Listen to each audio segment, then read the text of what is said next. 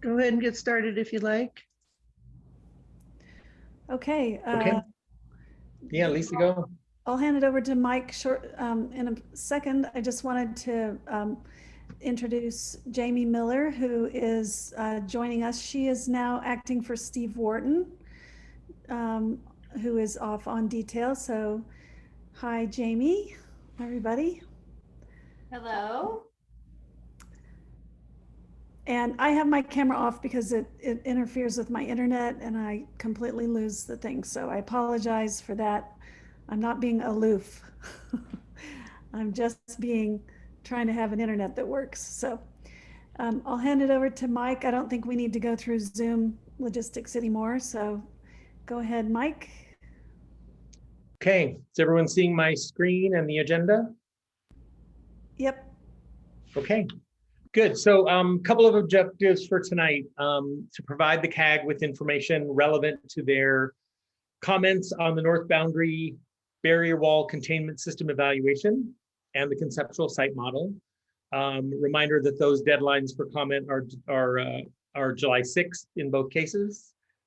So a couple of presentations related to those, and then some time for the CAG to simply have unrestricted, unagenda controlled time to talk about the topics that are of interest and concern to them. So you'll see we'll do some updates, and then the two presentations, both using video. So flag early if your sound doesn't work or if the video is problematic.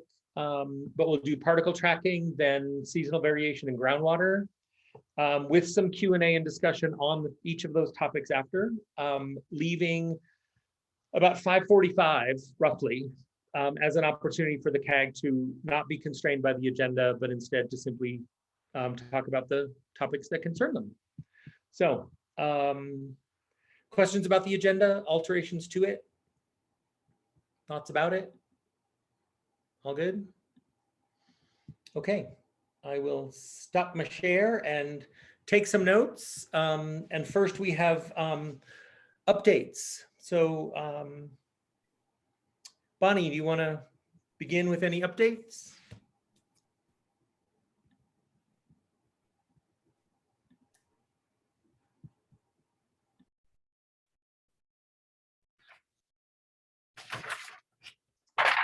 Bonnie, you are muted. We cannot hear you. I didn't mute me. I had to. So sorry. I'll try and pay attention to that. That is one thing to remind people that if you're not speaking, please mute yourselves. Somebody came on and had a whole lot of something going on in the background, so I muted everyone. So be sure and check your little mic there and make sure you're unmuted. Okay, go ahead. Thank you, Janine. How embarrassing. Anyway, we have been in receipt of letters from Betsy Spittinger. We do appreciate the responses that we've gotten so far. We are focusing on, the CAG is focusing on the conceptual site model, and we will be commenting on that soon. We're waiting for our technical advisor and his technical answers to what we have asked him to help us understand. In the meantime, I do want to place a concern that we never seem to be able to get to a discussion of what some of our concerns are. We get a letter from EPA that states that EPA has found that they're in compliance with what the rules are, and so they don't recognize the CAG's concerns. So we'd like to find a way to have some of those concerns discussed, and rather than just every letter that we send out or every comment we send out being responded to with EPA is in compliance. And these are concerns that we have about how Lowry Landfill Superfund site impacts our living environment. So somehow or other, we'd like to find a way of having that discussion with EPA I don't know what the answer is to that. None of us can give that answer because we're waiting for EPA to be responsive to the questions that we have. And it's always just an answer that we've met the protocol for EPA. So I don't know, maybe we can come to a way, we'd really like to suggest that we come to a way for us to discuss these situations. Other than that, we appreciate the time that Betsy and whoever wrote this letter have responded to us.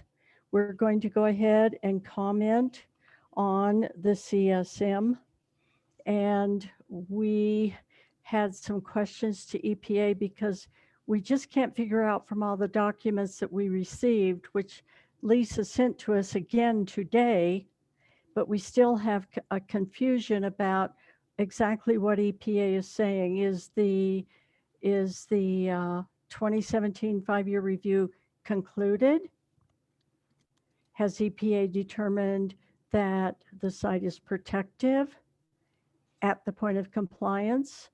And are we still allowed to comment on this CSM, even though, according to EPA's documents that were sent out, everything except OU1 and OU6 are completed? So I sent an email to Lisa today and Linda and asked that we have clarification, because I have to tell you folks, we're totally confused. We don't understand if the 2017 5-year review has been declared protective and it's closed and no more comment, and yet we have CSM and the north boundary barrier wall containment system evaluation still open for comment. So we're just confused, and we just like a little clarification on that. So that's the only update I have. We will be sending in our comments soon. It takes time to review these documents and understand the complexity of it. And so that's my update for tonight. Okay. Linda, why don't you take us up next? To the degree that you can quickly respond to some of those, fine. If we need to move those to the end, to the open discussion, that could work as well. Okay. But these updates are yours, so up to you. All right. So we received Bonnie's email this morning, and I did talk with our 5-year review coordinator and got some information just to help clarify things. I'm going to go ahead and share my screen, and let's see here. So can you see that? Yes. Okay. So as Bonnie mentioned, there's several documents out for the category in the community involvement plan called public review. The public review process opened in May. And concurrently, we do have the next 5-year review underway. So for the upcoming 5-year review, there have been community interviews. A lot of the stakeholders have already turned in their forms. If you are going to complete a written form, that needs to get to Lisa McLean Vanderpool by June 22nd, or you can send it to SKIO because some of you received them directly from SKIO. We're also asking for comments on the north boundary barrier wall containment system evaluation and the conceptual site model by July 6th. The original deadline was June 6th, but we granted the CAG a 30-day extension on that. And those comments go directly to me. All of your comments are considered for both the ones that you submit for the 5-year review, the ones you submit for the conceptual site model. If you're unsure if your comment fit what category it fits in, what's it most pertinent to, you can submit the same comment for the CSM and the 5-year review, and then that way you can be assured it will be considered as part of those documents. As far as some of the questions that Bonnie sent me this morning, and to help with the confusion of the various 5-year reviews that either were conducted or in play now. So a 5-year review is a snapshot in time. So the third 5-year review was in 2012. The 2017 one, at that point in time, protectiveness was deferred for OU 1 and 6 because we didn't have enough information to make a determination. And because those OUs were protectiveness deferred, that means also that site-wide would have that same determination. OU 3 was short-term protective, and then operable units 2, 4, and 5 were protective. Between 2017 and 2021, we addressed many of the issues that were found in the 2017. So these protectiveness determinations stay with the 2017 5-year review. When protectiveness is deferred and those issues have been addressed and we have enough information, we do a 5-year review addendum. So that happened in February 2021. That's the email that Lisa sent out this morning, which was the email that we sent out in February. And we did talk about this at the March CAG meeting. That addendum changed the protectiveness determinations for 3 OU, well, let's see. Yes, 3 OUs and site-wide. So site-wide went to short-term protective. OU 1 is short-term protective. 2 and 6 are protective now. And now under this 5-year review that we're conducting right now, that'll be another snapshot in time going forward. So we don't go back and change determinations in the 2017 5-year review.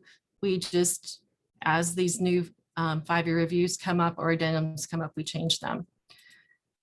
So what do we consider in the 5-year review? And Fran had mentioned these back in March, and they're in the meeting summary notes from March.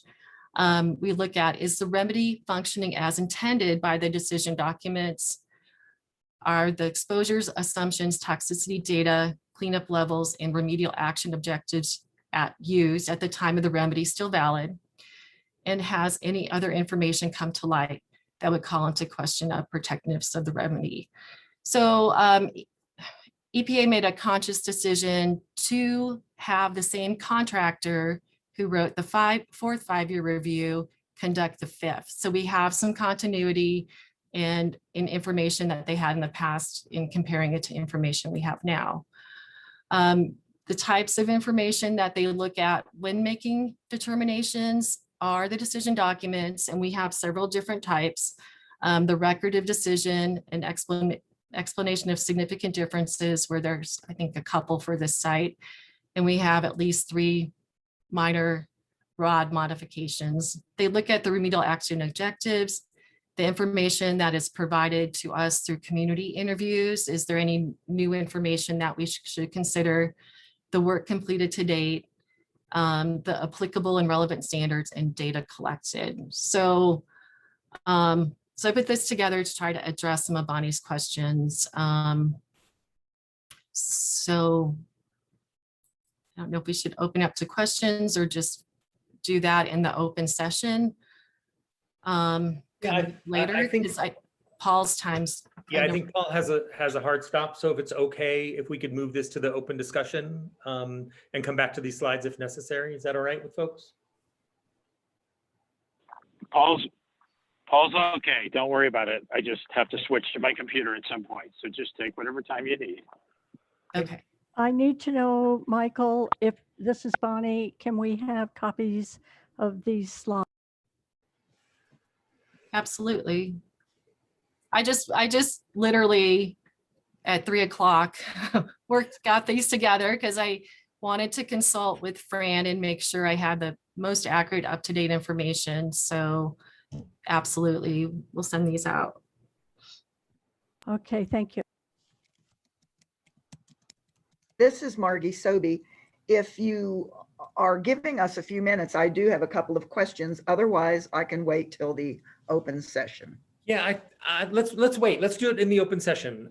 Let's get to the two presentations. So Paul, if you would switch to yours, and then we have some real time for discussion, and we're not pinching it off prematurely if it starts. So, because your thoughts may Mike, trigger more. So Dan's actually controlling that, I think. okay, Yeah, I am. I'll share my screen. He's got the videos. Dan, And Paul's- overlooking some green space behind you. So Dan, the floor is yours. Okay. So let's see. Make sure I'm sharing the right screen.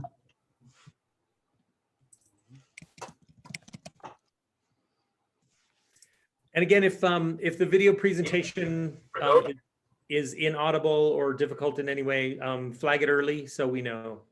So sorry, Dan. Okay, yeah, no worries. I'll get it started. Good evening.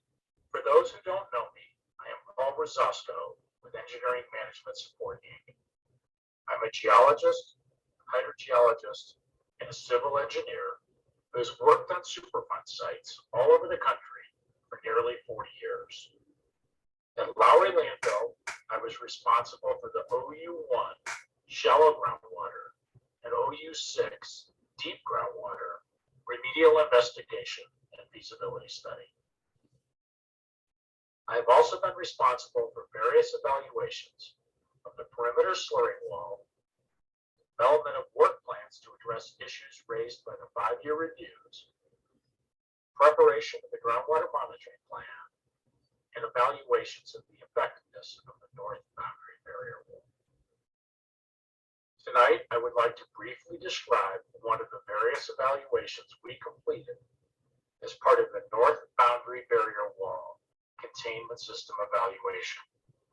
That is particle tracking. Particle tracking is a tool that is used to simulate transport of contaminants that move with groundwater flow. It traces out groundwater flow paths. It does this by introducing particles into the flow field and allowing them to move according to the velocity distribution, which is calculated by the numerical model based on the hydraulic heads, that is the water levels, and the hydraulic conductivity values. We also used other methods, such as flow vectors, to evaluate directions of groundwater flow and chemical transport, but this presentation will focus on particle tracking. This slide was included in the prior video presentation made to the CAG on the results of the north boundary barrier wall containment system evaluation. Can we It pause? shows the velocity Can we? for the alluvium. Can we pause it, please? Dan? Sure. Yeah, so we do have some audio problems. Don't know if Dan, if their volume controls on your end. I'm at 100% now. So if people can turn up their audio on their end. We've got one gentleman who can't hear it at all. And we have another person who it's very difficult to hear. It's kind of tinny. There's something at the right decibel level that some people wouldn't be able to hear it actually. So for those of you who can adjust your own computer volume to try to improve it, that would be, I think that's the remedy we have. But Dan, any adjustment you can make on your, I don't know what level of control you have over bass or any of the rest. It's just very. So the signal going out is what it is. How your computer interprets it is based on your settings. Okay. All I can do is turn the volume up and down for the output. Okay. All right, let's try again. John, let us know if there's something that's still not working, if you can't hear at all. It's coming through. I had to turn my volume to 100 though. Okay, let's try again. Okay. This slide was included in the prior video presentation made to the CAG on the results of the north boundary barrier wall containment system evaluation. It shows the velocity vectors for the alluvium and weathered Dawson, formation after cessation of injection of potable water. Flow vectors are represented as arrows, with the larger arrows representing areas of higher groundwater flow, faster groundwater flow, and the smaller arrows representing areas of very slow groundwater flow.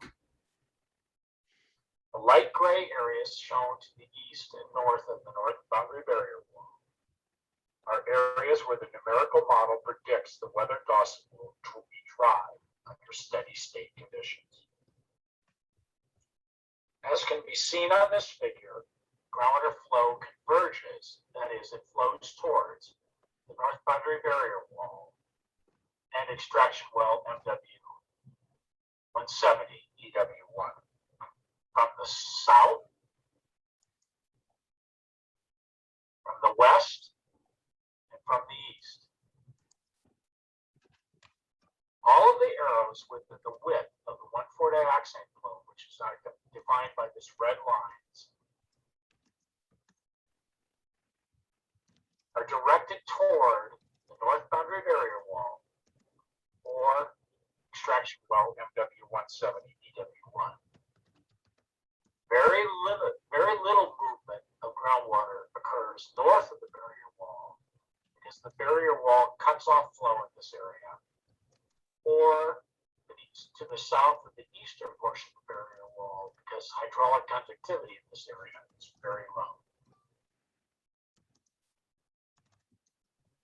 This slide presents the results of the particle tracking simulations of groundwater flow approaching the north boundary barrier wall system from the upgradient site area for that same post-injection flow field.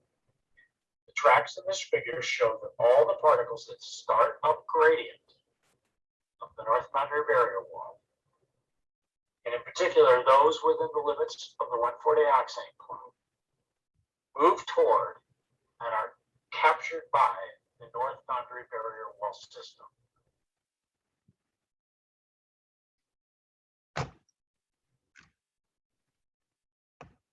To provide a sense of how the particles would move within the groundwater system over time, we compared figures for various time steps. The gray lines represent the total particle tracks. The red portion of the lines represents the distance the particles would move during the particular time step shown on each slide. Note that on this figure, the particles have only moved part way towards the north boundary barrier wall or extraction well MW 170 EW1. With more time, some of the particles reach the north boundary barrier wall. With additional time, even more particles reach the north boundary barrier wall.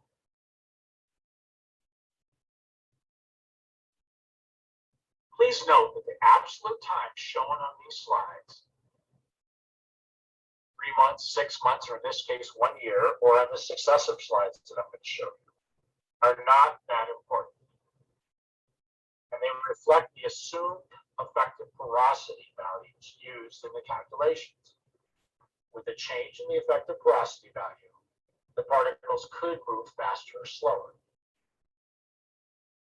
What is important is that as the particles move within the groundwater system, all of the particles move towards and are ultimately removed by the north boundary barrier wall and extraction well MW 170 EW1.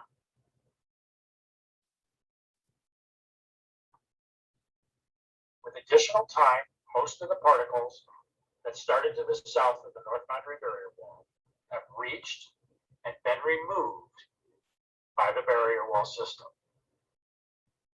Particles that started in the east still have not reached the extraction well.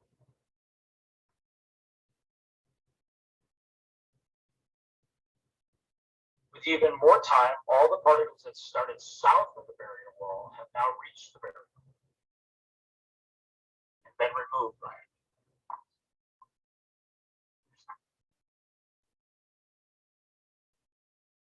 Again, it still takes longer for the particles to reach the extraction well, but with additional time, they eventually do. The primary message to take from these slides is that all the particles present up gradient of the north boundary barrier wall eventually flow to and are removed by, that is captured by the north boundary barrier wall system.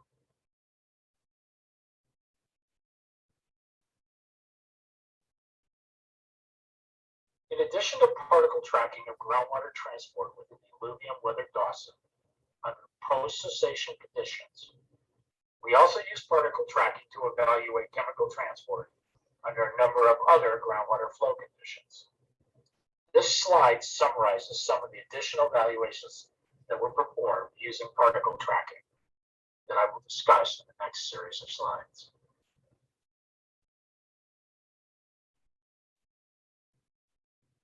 For purposes of understanding these additional evaluations, we wanted to again show the particle tracks for the post-cessation conditions.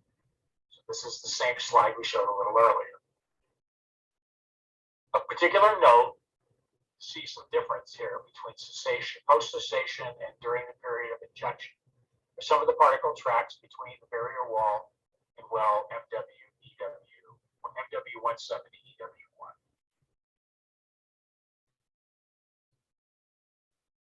This slide shows particle tracks for the pre-cessation conditions when potable water was being injected into these three wells.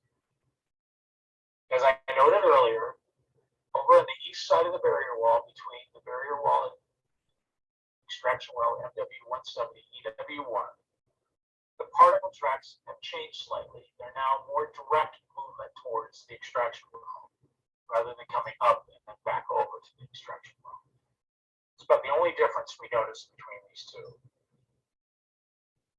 Regardless, as with the post-cessation conditions, all the particles that started up gradient of the MUPW, and in particular, the particles that start within the width of the 1,4-dioxane fluid, move towards and are eventually captured by the north boundary barrier wall or MW170 EW1 extraction well.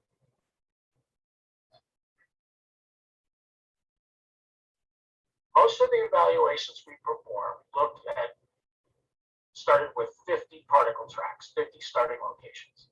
This is the same slide we've been looking at for the post-cessation. We just blew it up a bit here. We also looked at some others. This slide shows what happens when we have 100 tracks. Okay, we got enough input now. Can we stop it? It still shows that they all. Maybe we should try this again another time, maybe with some other different something. We're getting enough people weighing in now that they cannot hear it, that it doesn't make sense to proceed. Maybe, well, apparently you guys are going to post this someplace on the web. Maybe if you could forward those links, people could go and listen to them on there. Maybe if it's a more direct source, for instance, if you upload it to a website, maybe they could hear it better. But right now, people are really having trouble hearing the words. Okay.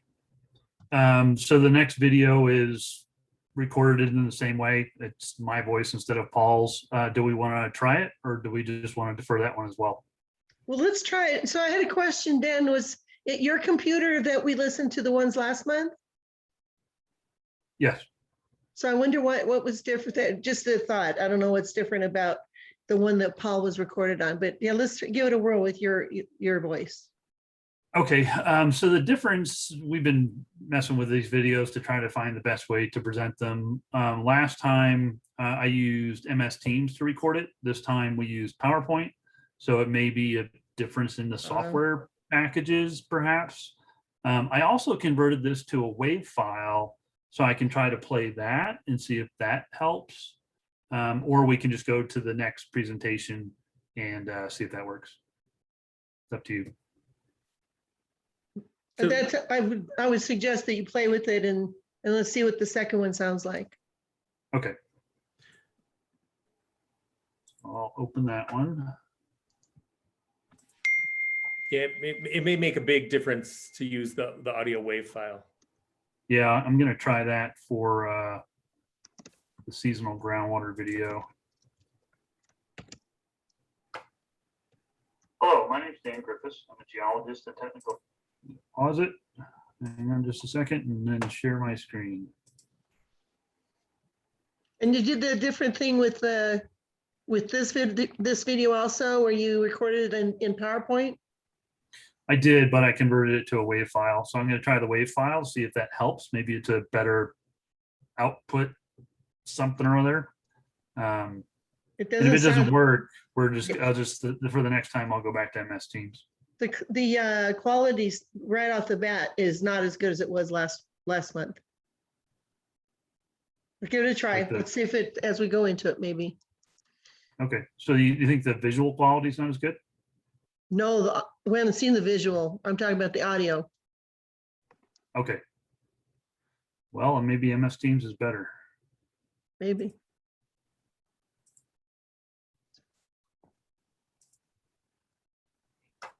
Okay, can you all see that? Yes. But Okay. I don't think we're in presentation mode. Well, maybe we are. It could be, yeah. Yeah, it's a WAV file, so it's a little bit smaller. I wonder if I can blow it up somehow. No, I can't. Well, I'll play it. I'll start playing it and tell me what you think. If it doesn't seem to be working, I can go back to the PowerPoint version of the same presentation. Okay, great. Hello, my name is Dan Griffiths. I'm a geologist and technical director for groundwater restoration with Parsons in Denver, and I'm a supervising contractor at the Lowry Landfill site. I prepared this presentation, and I'm familiar with its contents and the site in general. In this presentation, I'll provide a brief overview of the historic investigation efforts focused on assessing seasonal rainfall effects, which date back almost 30 years to the remedial investigation. And I'll also talk about monitoring and reporting of seasonal fluctuations that it continues to today. And I'll wrap this up with a brief overview of seasonal fluctuations in depth groundwater. The assessment of seasonal fluctuations in depth of groundwater, groundwater flow directions, and contaminant concentration driven by seasonal variability in rainfall and snowfall was a primary objective of the 1994 remedial investigation. During the RI, work in the early 1990s, water levels were measured, groundwater flow directions were interpreted, and groundwater samples were collected quarterly to represent all 4 seasons and a variety of rainfall conditions. The 1994 RI concluded the depth to water table does fluctuate seasonally by less than a foot at most well locations and up to 2 feet or a little bit more in some well locations. Seasonal variation in the depth to the water table is most pronounced in shallow wells screened in the weathered Dawson, and the seasonal effect is less pronounced with increasing depth. The RI also concluded that the regional and local groundwater flow directions do not change significantly with seasonal variations in water table elevations. Seasonal variation in water levels, groundwater flow, and remedy performance has been monitored for decades with quarterly or monthly depth of water measurements, high water and low water groundwater centimetric surface map preparation, and quarterly groundwater sampling. All this data is presented twice a year in the biannual SSR documents.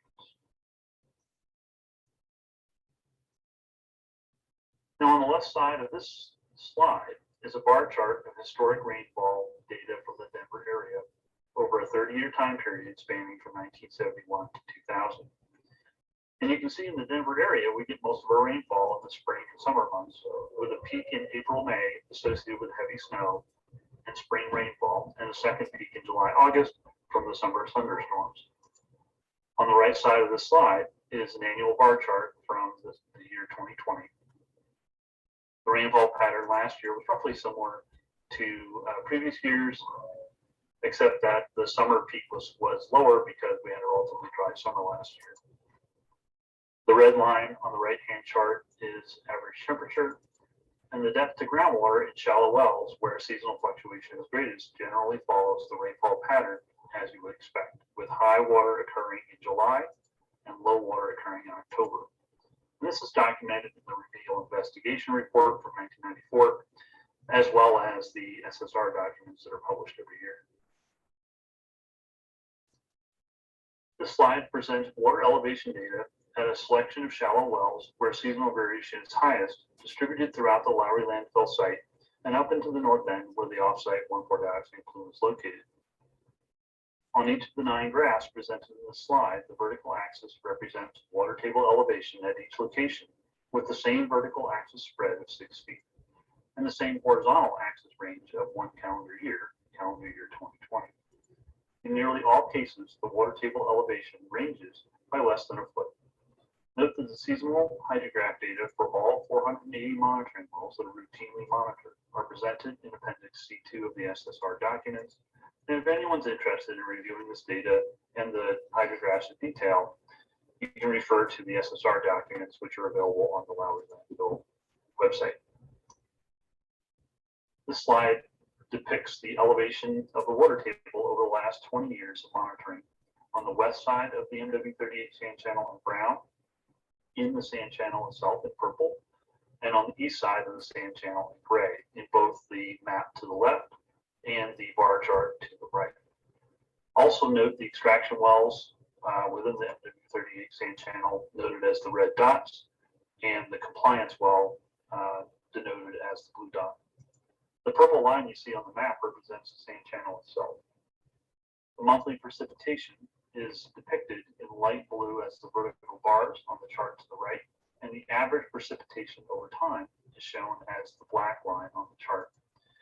And you can see in the blue bars and on the black line, the monthly seasonal fluctuations in precipitation, similar to what we saw in the previous slide over the last 20 years of monitoring. You can also see that the water table in the sand channel has been significantly lower by approximately 10 to 13 feet than the water table to either side of the sand channel since approximately 2005 due to pumping to MW38. Yeah, extraction. I think you need to break. I'm watching the chat and it's just still not working. It's every third word. It's really it's like it was recorded in a barrel. So I think the problem is the microphone during the recording. I don't think it's the playback. I think they were recorded at distance to a computer microphone or something else. And I think if these are going to work, you're going to need serious audio equipment to record into. So I think it's just the voice quality in the computer when you're recording. So I think we have 2 choices. We can just stop, or you can talk. You're here. If you can do these, that might help. If not, we can postpone. Try to figure out whether this is. Well, so the whole point of the videos is we're going to post these videos to the Lowry website so that more members of the public can access them. And we wanted to show the videos during this meeting so that the messaging is consistent and it's the same. So my suggestion would be we can re-record these. Last month, they seemed to work just fine using MS Teams. So we can record them using MS Teams and play them next time if that's agreeable to the group. That's my suggestion. Yeah, and we'll do, and we need to do a dry run. So I'm happy to get on a Zoom, and open up a bunch of computers and see if the re-recording works before we do it live. Yeah, the challenge is it takes a lot of time and effort to put these together, and we typically record them like yesterday evening is when I recorded mine, or this morning. So it's not something we can just throw together in last minute and have dry runs, weeks. I think precisely the opposite. We need to actually record them well enough in advance that we can preview them so that we know they work. Yeah, and that's fine. We just need to decide on the topics well in advance so we have the time to prepare them. Of course. Okay, All right. This is Bonnie. I have to put a comment in here. It was very difficult, and I complained last time about this as well. And I'm using 3 different sets, a headset that plugs in and a headset for connecting to the phone. And then I tried without the headset. Now tonight I've also added Richard's computer where I just can't hear every word. I would like to know how this is going to impact this information is very important to information that we would like to have in our comment. So if we delay all this and we don't have this presentation, and I disagree, it was not that good last time. I struggled tremendously. And so how do we use this information in our current comment if we can't hear that? This is Richard. I don't understand why it has to be recorded, pre-recorded. The voice does not come through correctly as it does when you're speaking right now. So it seems to me that a person that needs to personally present it and read it at the same time we watch it, so we can understand it, because the voice goes crazy. It's in the barrel, like Mike said. There's something like an echo in the barrel, and the volume goes up as the word is spoken, and it's really not understandable. I mean, I think you're just going to have to read them. Somebody's going to have to read them. So we don't have to record them. The whole point of recording them was to make sure the messaging was consistent, and the videos will be posted to the website so that more people can access them. So they don't have to be recorded. We were just kind of killing two birds with one stone and using the videos that we'd already made, and trying to maximize the level of effort we put into them. So are you guys using scripts? Are you using a script for your presentation? Typically, yes. Yeah. So could you bring your we write script scripts and as we practice. could you just bring your script and roll through the PowerPoint in the meeting? We could. Yeah, and Dan, since we have you here, is it possible to actually go through the content, because the comment period ends July 6th? Yeah. So I get consistency was what was the aim. I think we shot that in the foot. So I think it'd be great if you could put the slides up and actually hit the high points of that presentation, and so the CAG can actually get the content that you were seeking to deliver, even if it isn't consistent with the video, or perfectly consistent. Obviously, it'll be consistent, but perfectly consistent with the videos someone would watch. Yeah, I mean, I can run through the presentation on the seasonal effects. Yeah, just using PowerPoint. Yeah, let's do the content and just have you do it. When are we going to do the other one? I don't know. Let's solve this one, and then we'll see if we can go back, or if we have to. Michael, if that works, as soon as I can get into a room and get a computer set up, I can follow it after Dan.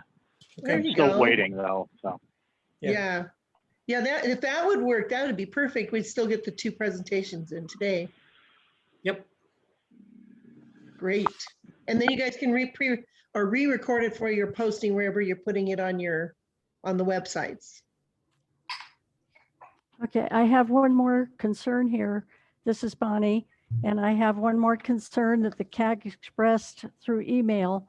We have a problem with these presentations as they stand from the WSDs and responsible parties being used as a vehicle to educate the public, because if you just use that recording, you're only hearing the WSDs and responsible parties version, and that's not what these CAG meetings are for. The CAG meetings are for the public to give their opinion, to disagree, and to ask questions. And the public that you're going to be sending this out to are not going to get the entire version. And so I did express a concern from the CAG that this is not what the CAG was established to do, just present the WSDs and responsible party side. So we need to address that issue as well. Bonnie, the CAG meetings are recorded as well. So anyone can see the entire CAG meeting, where they would get the full CAG meeting. These recordings, videos are not used to replace the meeting summaries whatsoever. No, they're not. They're going to be used to be sent out to people that have questions and that have, this gives the WSDs and responsible parties and EPA an opportunity to give their version. But we are very concerned that our concerns need to be included whenever you send out a presentation. It's just like when we presented before the city council, the Aurora City Council, the WSDs came and made very sure that they were there as well to give their version. And that's what we're asking for. Okay, so let's take this in pieces. So Dan, if we can go back to the content, and then if there's a conversation about how the video are used going forward, we can do that. But let's actually go back to the groundwater itself. Get to the substance. I'll reshare my screen. Cool.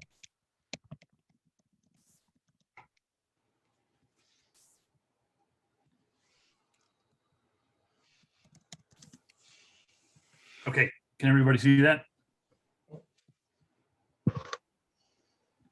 All right, I'm not going to repeat the introduction. This is a presentation on the seasonal effects of precipitation as well as the seasonal effects on groundwater.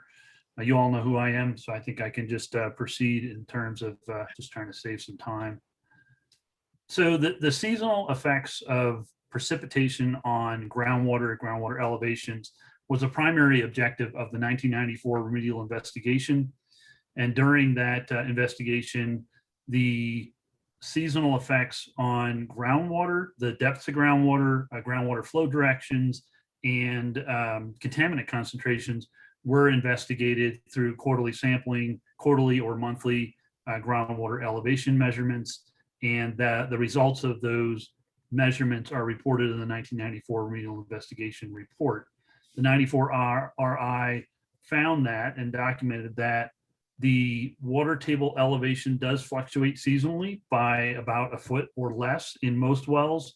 There are some wells on site where seasonal fluctuation is a bit bigger, generally 2 feet, maybe a little bit more.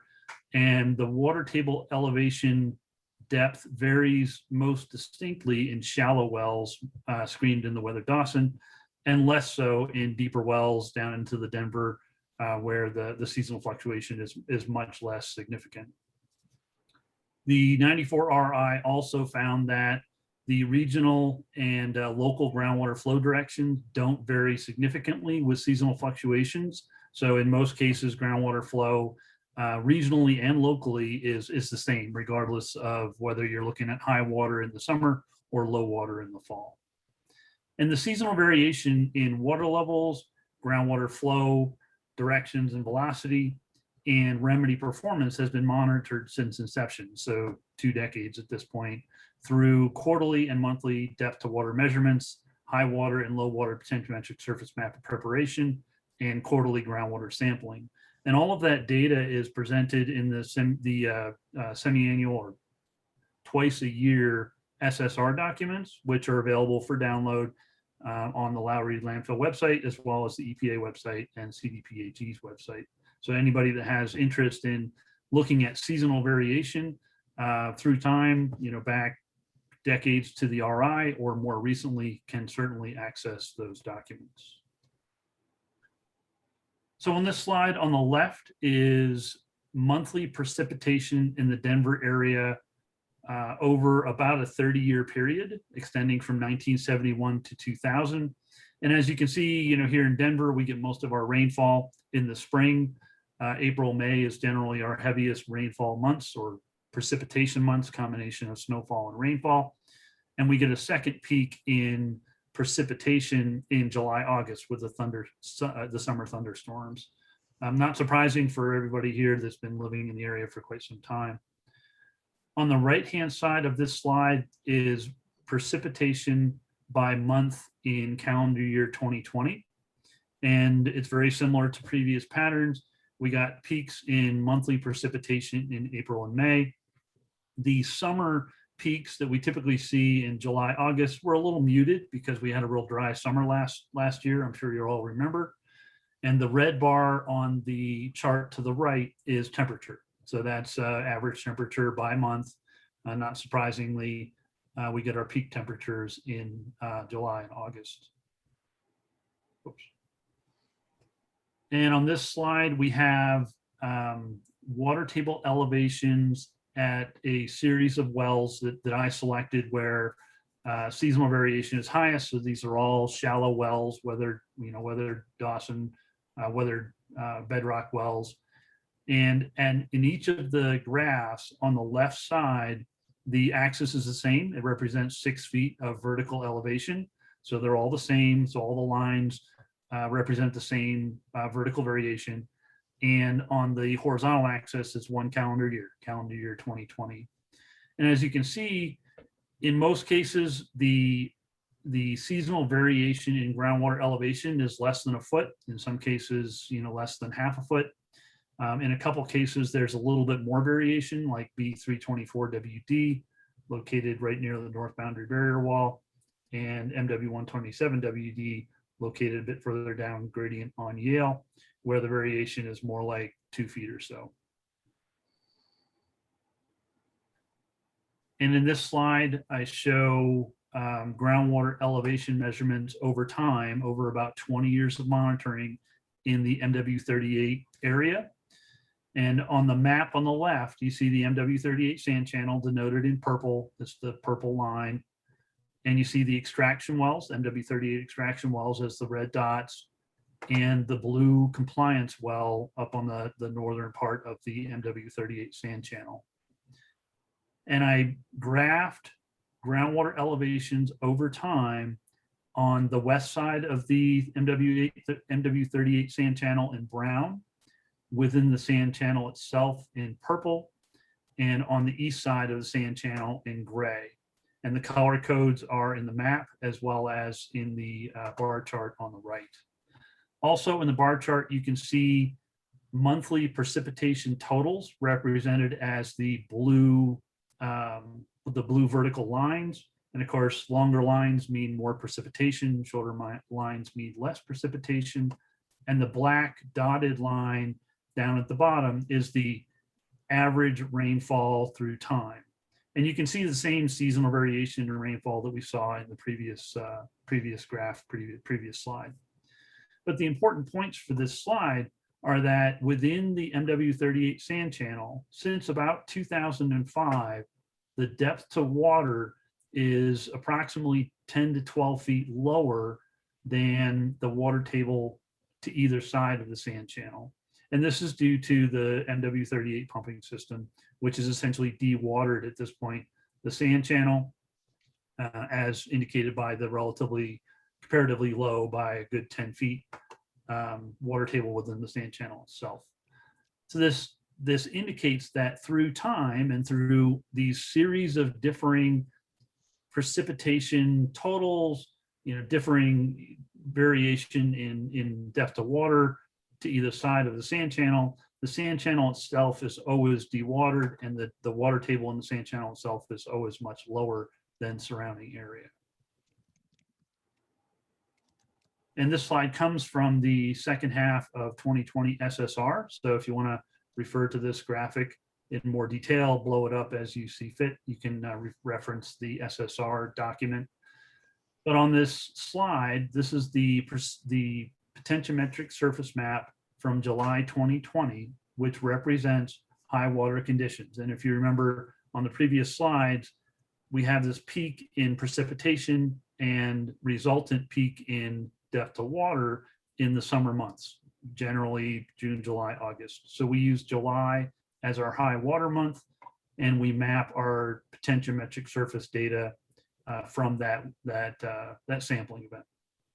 And during high water in July of 2020, the potentiometric surface map indicates that pumping in the MW38 sand channel results in a depression of the potentiometric surface coincident with the sand channel itself, and inward flow of groundwater into the sand channel towards the extraction wells, of course, but also all along the sand channel as indicated by the red arrows. So during high water conditions, the MW38 pumping system is meeting its objectives in terms of dewatering the sand channel and inducing inward flow into that sand channel.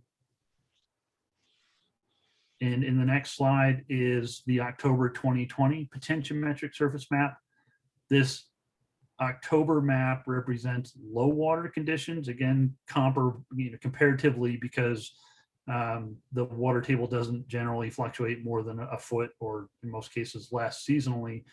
But in October, this is what we use for low water conditions. This is a time where precipitation is low, so the water table is comparatively low. And the potentiometric surface map in the MW38 area looks very similar, with a low or a trough in the potentiometric surface indicating inward flow into the sand channel, as indicated by all these red arrows, which indicate groundwater flow. So under low water conditions, not surprisingly, the MW38 system is meeting its objectives by dewatering the sand channel and inducing inward flow. And this map is a slightly more complicated version of the previous slide. It's for the north boundary barrier wall area. On the map to the left, you see a lot of features that you recognize from the north boundary barrier wall. And on the right is a chart showing the depth to groundwater or groundwater elevation over time at 4 locations. And I picked 4 locations so that we can compare and contrast between water elevations upgrading of the wall, denoted in purple on the map, as well as the bar chart,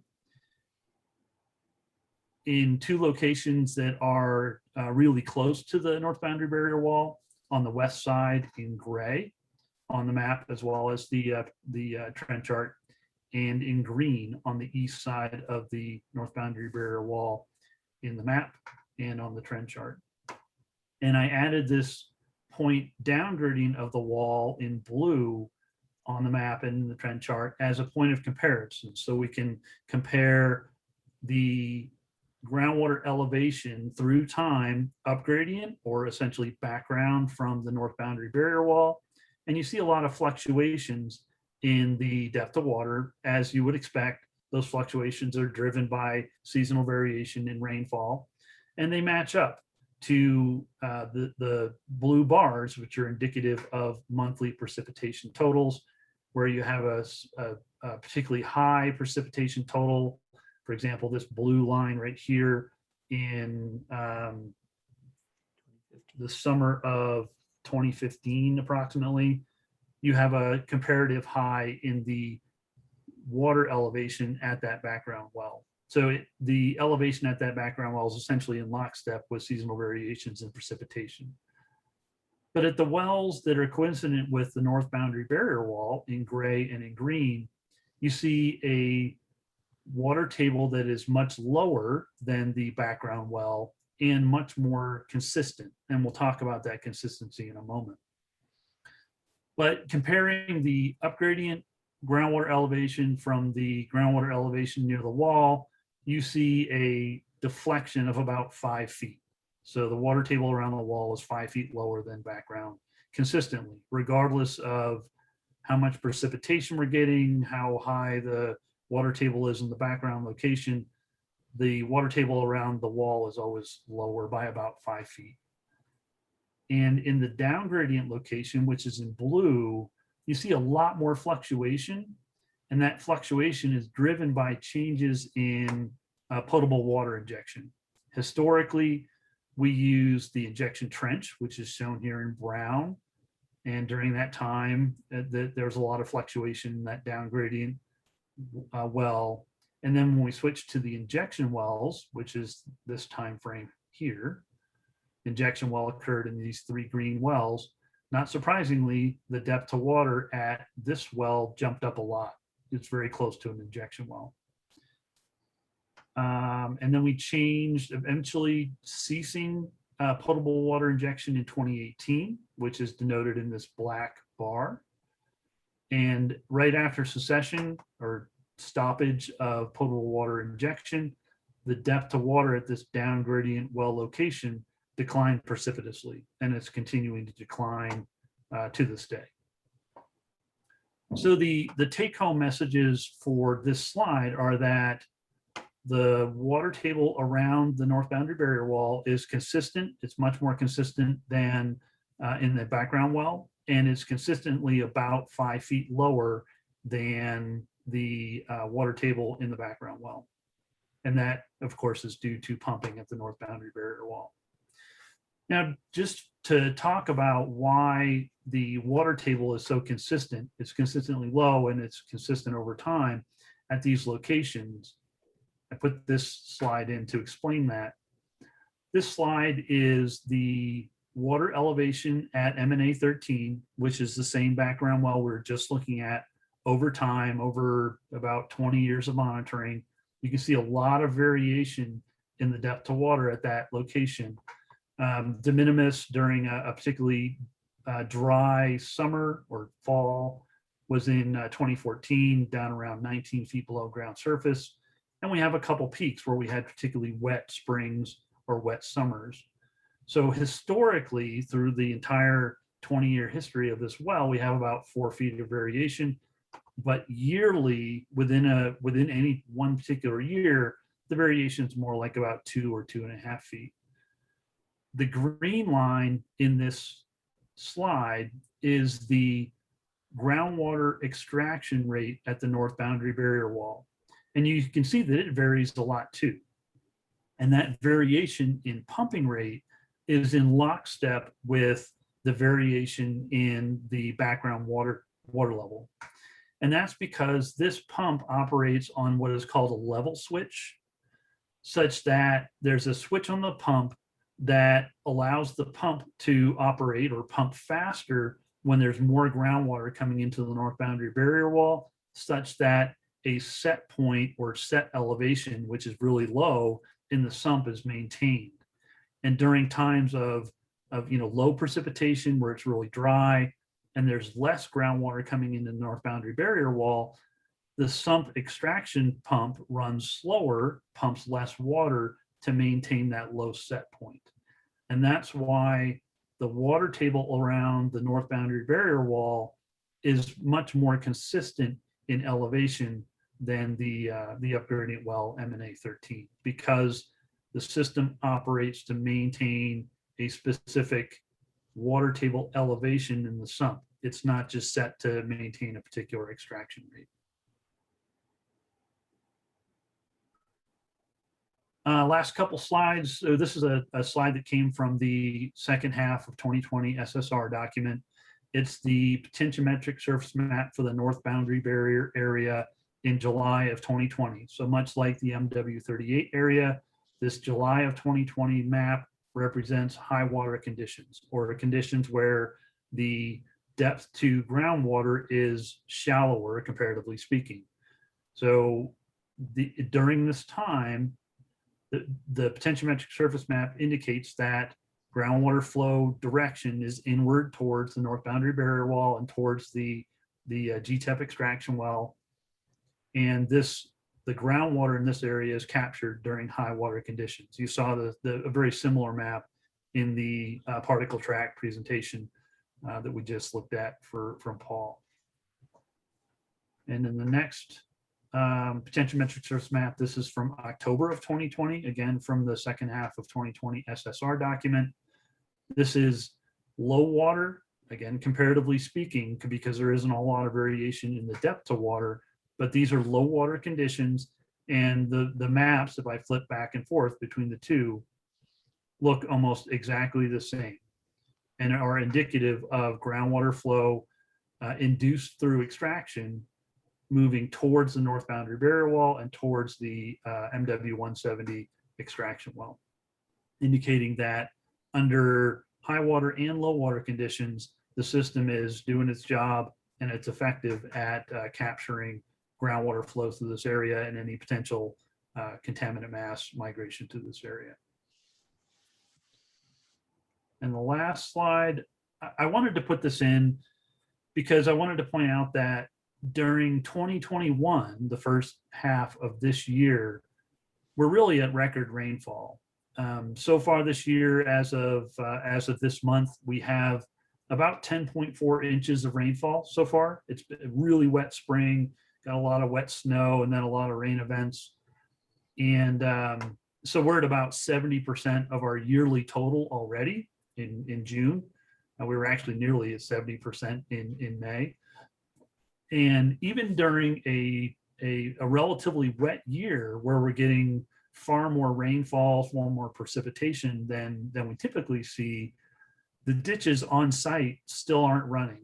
The two figures or two pictures that are on the right side of the slide were taken in April, immediately after one of those relatively heavily rainfall events. And you can see that the ditches are dry. This is the east ditch on the east side of the site. And this is the ditch that leads to our stream gauge and stormwater sampler. This is an auto sampler that kicks on and grabs a sample if the stormwater is high enough to activate the system. And the system has not collected a sample in 2021 because there simply hasn't been enough flow. And really the reason I wanted to put this in is to point out that even during a relatively wet year, most of the rainfall, nearly all of the rainfall and snowfall that ends up on the landfill, it soaks into the soil and it doesn't generally flash off and result in a ton of stormwater flow within the ditches. So just to conclude, and as a reminder, in case you want to go back and look at historic, seasonal fluctuation data dating back as far as the RI or more recently in the SSRs, seasonal fluctuation has always been on the radar. It was a major investigative objective for the remedial investigation back in the early 90s. There was a lot of data collected during the RI in terms of depth of water measurements, interpretation of groundwater flow directions, contaminant concentration sampling in groundwater to determine what the seasonal variation in precipitation means for groundwater.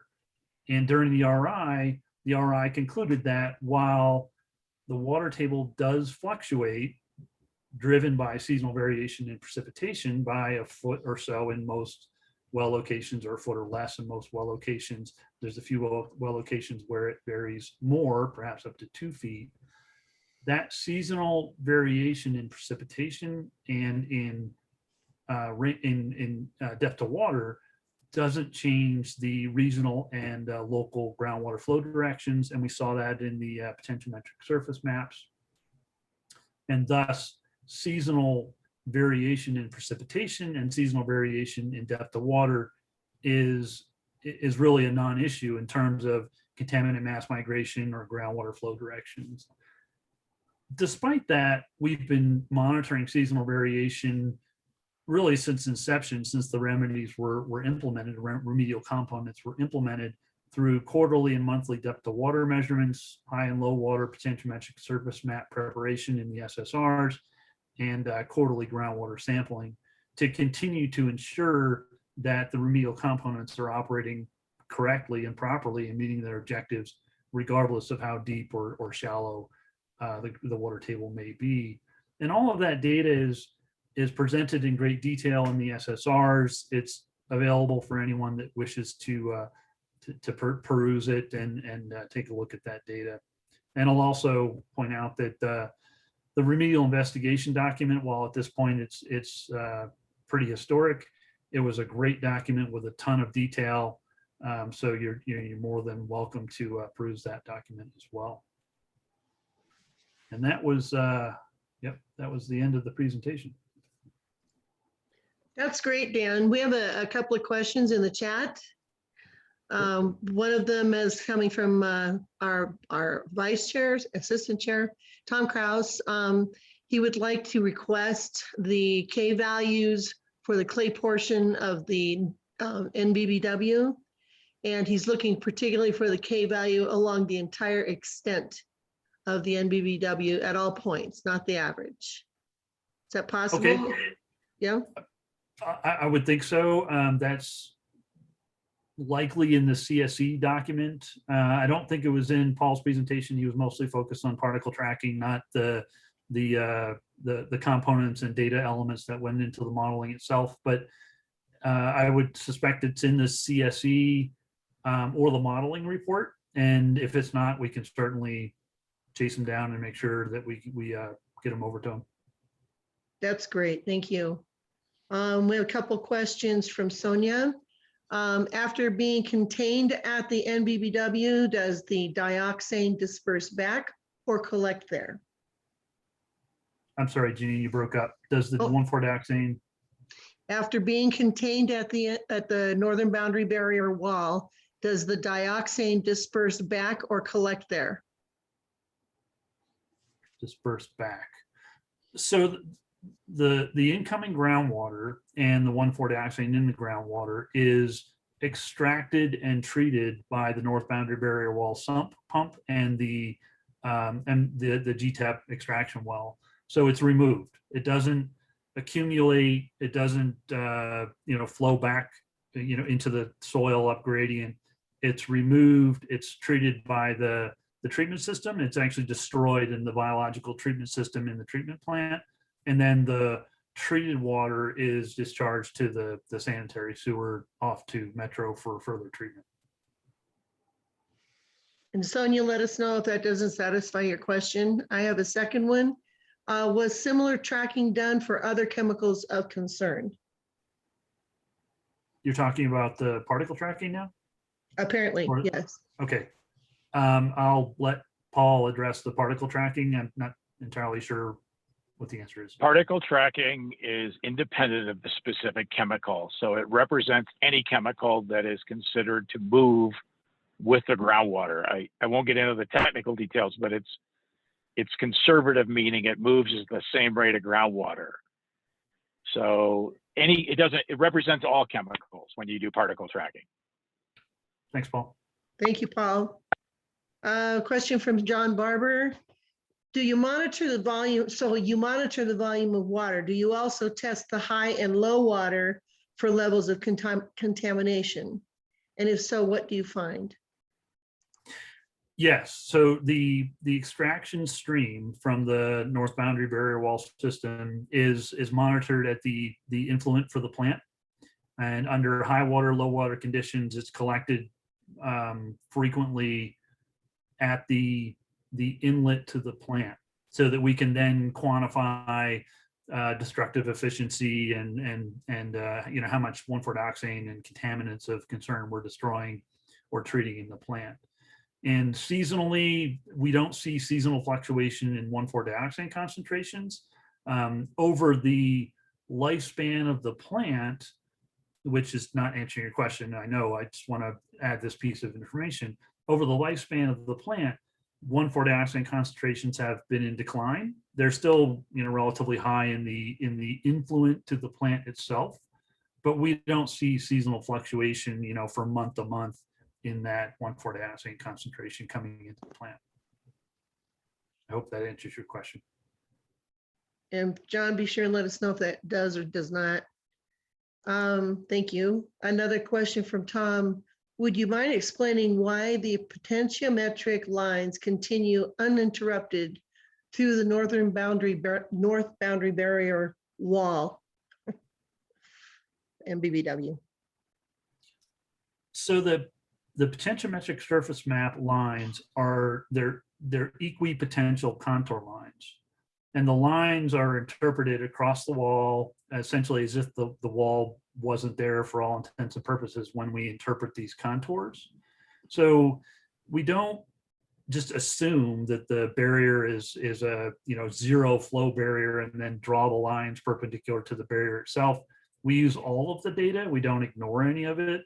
And thus the contours are drawn across. They do show, valleys in the potentiometric surface where the sump is and where the extraction well is, showing that groundwater is being removed, resulting in a valley in the potentiometric surface itself. But they're drawn across the wall because they're equipotential contours that represent all of the data that we collect. Great, thank you. Is there tracking of chemicals, this one coming from Bonnie, is there tracking of chemicals that travel under or around the NBBW?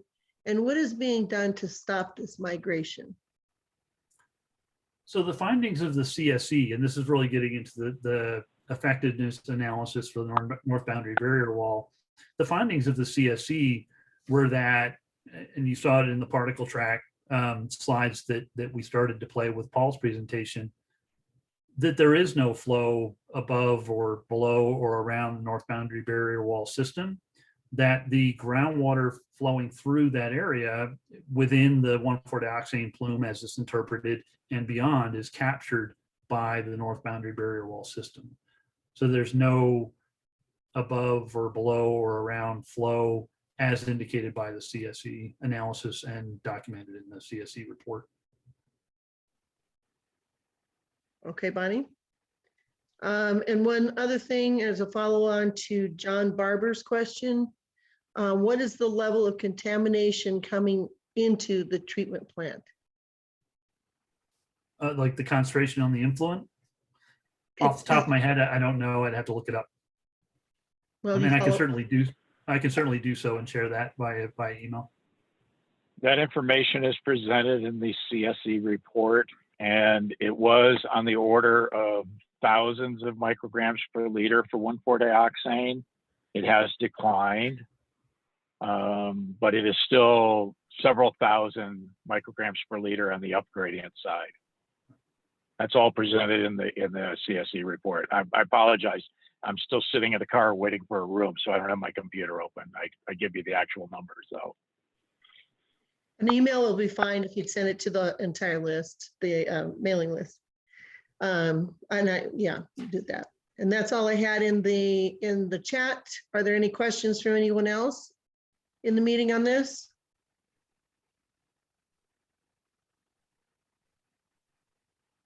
Well, looking at the time, and Paul, you're still sitting in your car. Sorry about all that. Maybe we want to, yeah, could we revisit? Yeah, why don't you go ahead and move forward? And if I can, my presentation only takes about 12 minutes and I can even cut it down. So if I can get into a room before the meeting ends, I'll go ahead and run through it for you. But maybe you could go ahead and cover some other agenda items. And I apologize. We arrived here 2 hours ago with the intent of getting into the room before the meeting started. And I guess the resort just opened today is the problem. So. Well, there you go. Well, we do have, that's fine. And, you know, things happen. Everything's gone a little wonky today, sideways. We do, apparently the technical advisor for the CAG has a couple of questions. Dietrich?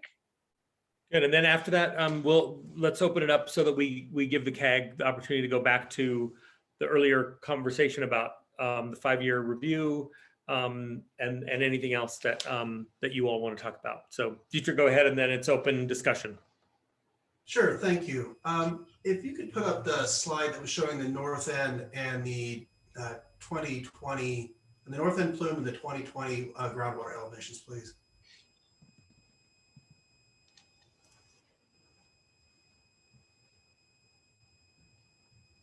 Actually, while you have that one up real quick, B313UD,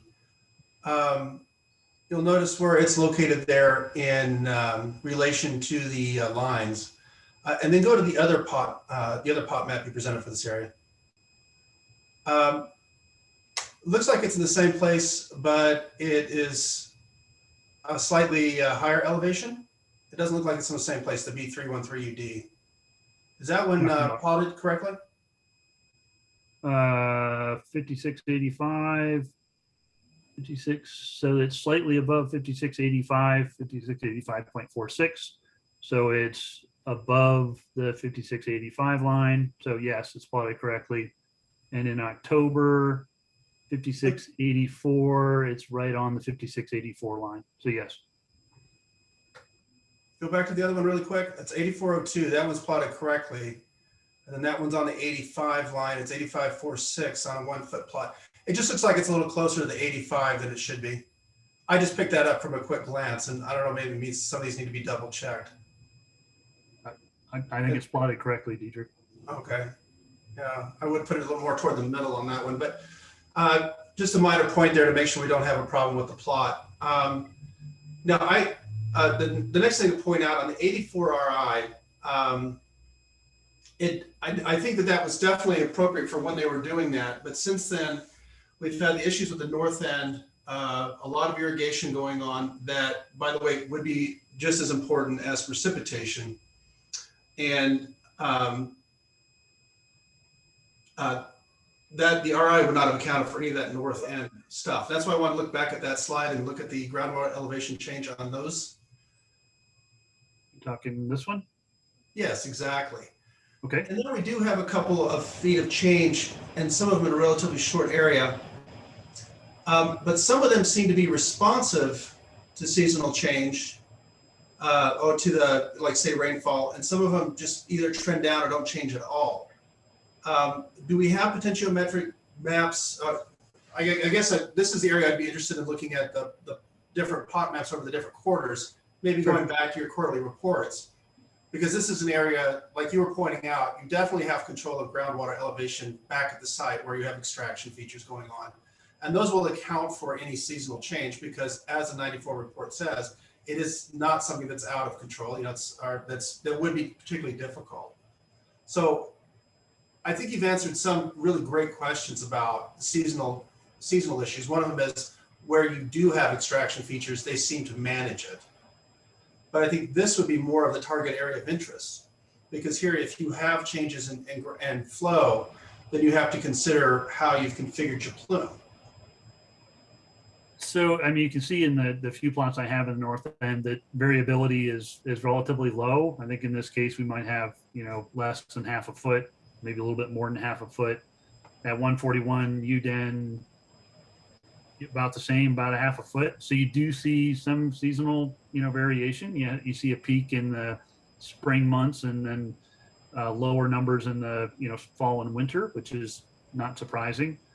And there's a number of additional hydrographs that are available in the SSRs. If you want to go look at them, the second half of 2020 SSR in particular had a lot of hydrographs in the north end that are available for you to take a look at if you're interested.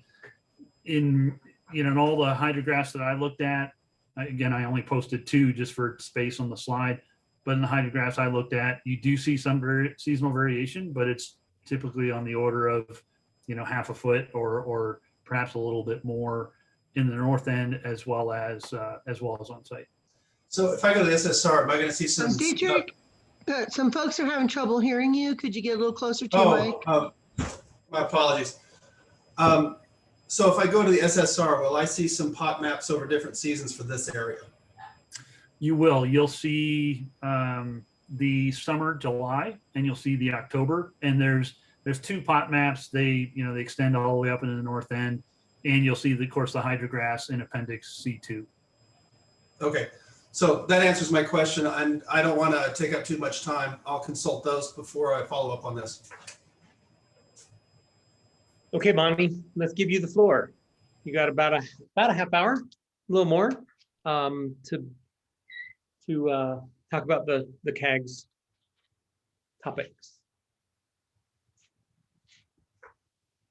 So I don't have anything personally that I figured both of these presentations were going to take a little bit longer. Tom, you've had a couple of things that you're working on, and if you would like to bring them up, but other than that, we're pretty much focused on the CSM comment and the North Boundary Barrier Wall comment. And tonight was an educational thing for us. Sorry, I cut off a couple of questions from the update, so if we can weave those back in. I think was it Margie? It was. Yeah. So regarding the interview questions for the 5-year review, I'm just wondering how neighborhoods were notified or how they were invited to participate.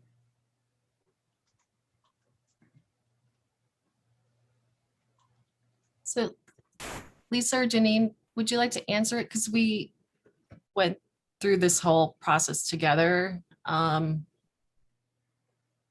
you want to The primary way all of the residential area would be notified was through our ad in the Aurora Sentinel.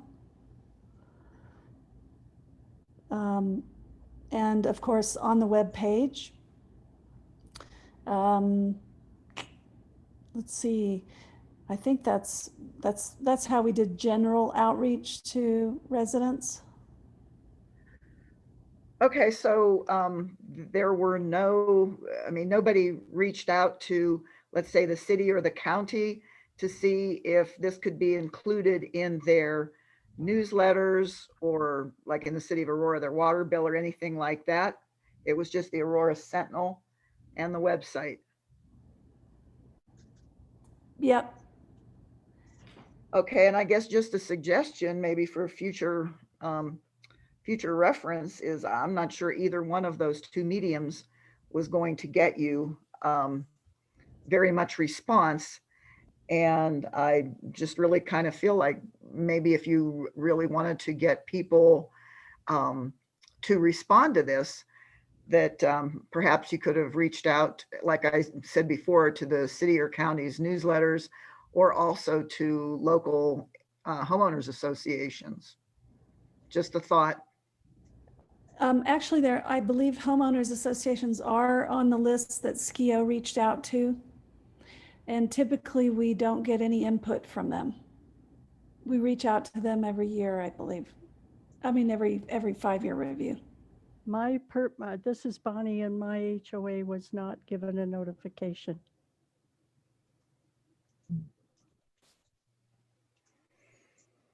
Margie and Maggie, you're both on the HOAs in the metro districts. Did you receive anything other than what you received personally for your HOAs and metro districts?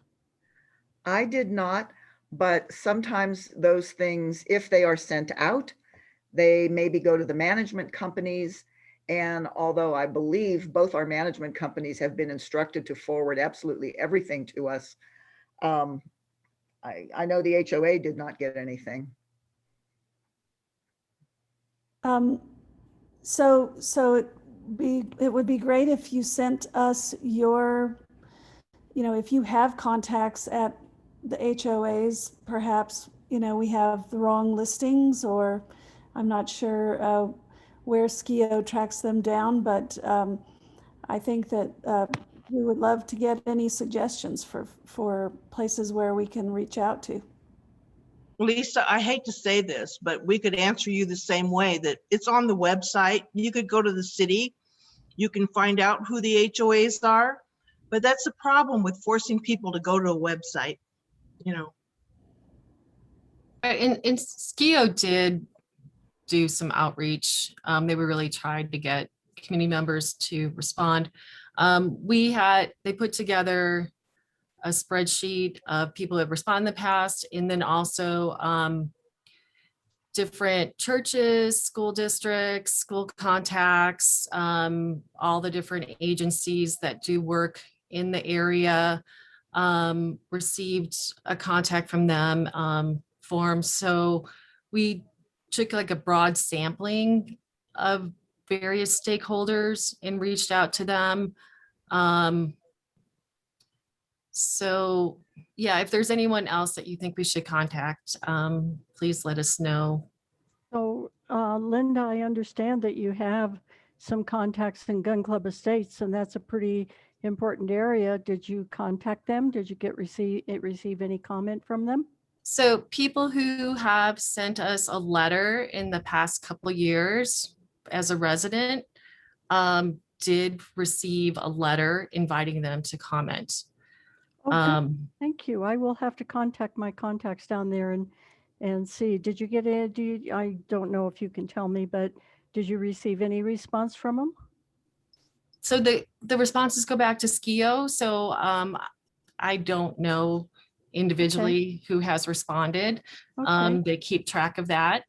And I will say too that since we put the ad in the Aurora Sentinel, we had over 300 hits to our website in that month. So I do believe that people are going to our website based off of an ad. I think 300 is a really good response. So it's a response or just a hit that somebody went in and read it? Yeah, it's a hit that someone went into our website and looked at it after we put the ad in. Okay, that makes sense. But still, and again, one of the concerns the CAG has is that the EPA website indicates there's no problem out here. And so people are going to read that and they're just going to think everything's fine and they aren't going to respond. And that's one of the concerns we have.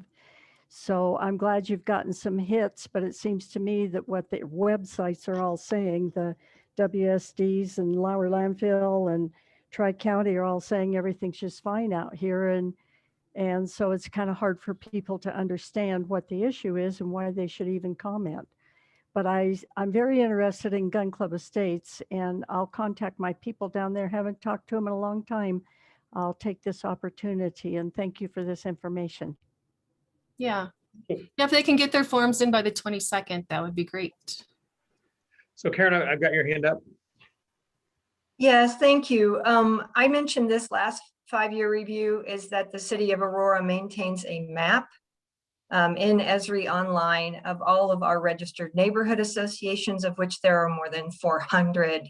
We also have registered neighborhood associations outside of Aurora because they may be within the notification for development review. And then we have relied on some of our partners, Margie Sobey, especially when she learns of something that's happening, she can get it out to other folks for us. So it would be great. And then I know that Stio contacted several folks in Aurora, including our mayor, and there was no request in that email at all for any assistance. And so all they need to do is add one sentence that says, if you can help us get this, and here's the website, could you post it? We have the ability through our television station, through social media, through our website and other venues to get that information out. And I'm glad this is being recorded because I mentioned it during the last 5-year review.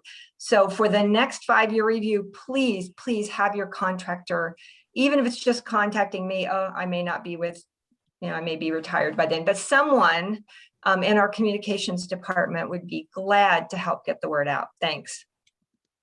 So I just had one other comment, and that is, I recall during the last 5-year review solicitation of public comments, the EPA was very proactive on that and was really trying to get us to brainstorm as to how to get more community involvement.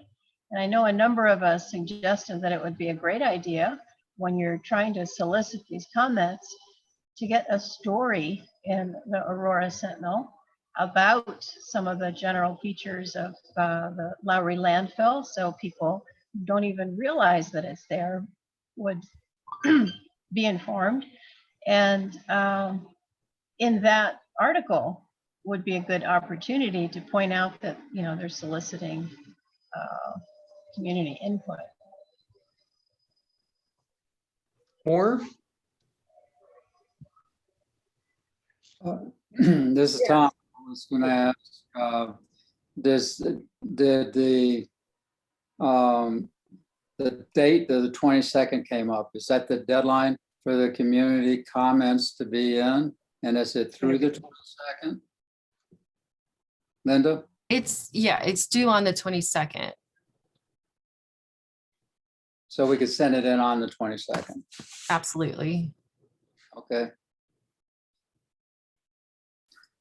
I have a couple of other questions if anybody else doesn't. I'd let other people go first. Well, yes, then I do have a couple that potentially will be quick. I jotted down a couple of, some statements from that initial 5-year review slide that went up. And it's hard to know, 45 minutes later, exactly what I'm asking about. But I did note that one statement said functioning as intended. And I guess I'd like clarification about that. And the other one said cleanup levels are still valid. And as I think everybody knows, that you all are not doing any cleanup at the site. So I'm not sure how cleanup levels can still be valid. Right. Okay. So the first one is the remedy functioning as intended by decision documents. So that one is all the remedial components, the water treatment plant, the north boundary barrier wall, the slurry wall around the site, the work that was done to cap the materials. Is that doing the job that it was originally intended for? And so that's one consideration. The other one so the cleanup levels, and I'll use the example of arsenic in one of our sites in South Dakota. So at the time where they did the construction and removed some of the soil and did the remediation, they cleaned up to a certain level of arsenic. And then 10 years later, they found that a lower level would be more protective. And then that goes back to that national contingency plan acceptable risk range of 10 to the -4, 10 to the or 1 in 10,000 or 1 in a million. And so based on new information about arsenic, they went back and did more remediation. So that's what that question looks at. This remedy is a containment remedy. So we're not cleaning up something like arsenic. The 1,4-dioxane plume on the north end, we monitor the concentrations of 1,4-dioxane in that up to date. They're all within that acceptable risk range. So we're monitoring that area. So those are the types of things that they look at. So I think I have to, this is Bonnie, I think I have to echo Margie's comment, though. There are no cleanup activities at the site that we know of. They have tried the electrical heating system on 2 of the pits, and they found it to be too dangerous, and after they cleaned some of that out, there was still DNAPL left there, so it's not cleaned up, and they had to close it down because it was too dangerous. So there isn't any real cleanup activity out here. And so I guess we believe that that's misleading to use the word cleanup. So these are standard questions that our headquarters gives us to look at in our 5-year reviews. And so that is their word cleanup. And yes, you're correct. The remedy at the landfill is a containment remedy. And that is the normal remedy for landfills across the country. We call them presumptive remedies. And so, yeah, so maybe they could use a different word, but that is something that we look at. Is the remedy functioning as it was designed in the decision documents? Margie, before we go to Tom, did you have another? Yeah, if I'm correct, we can also still comment on the conceptual site model and the 5-year review. Is that right? Yes, up until July 6th. Okay. And the fourth five-year review, 2017, they had a section which was issues and recommendations identified that needed to be addressed, right? And there were 9 of them. Right. And I'd like to ask CDPHE on the issue of whether or not it was on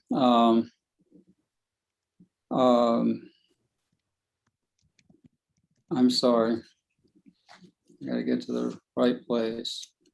The number 8, the Lowry, several Lowry landfill gas performance standards may not be stringent enough based on current toxicity values.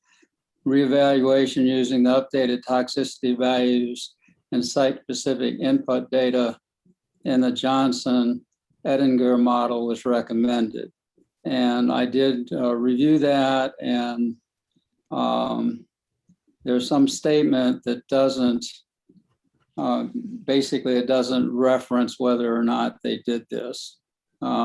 So I'd like to ask CDPHE to comment, not now, but sometime fairly soon, on whether the site-specific input data as opposed to default values were appropriately incorporated into the Johnson-Ettinger model and as to Lowry landfill gas testing.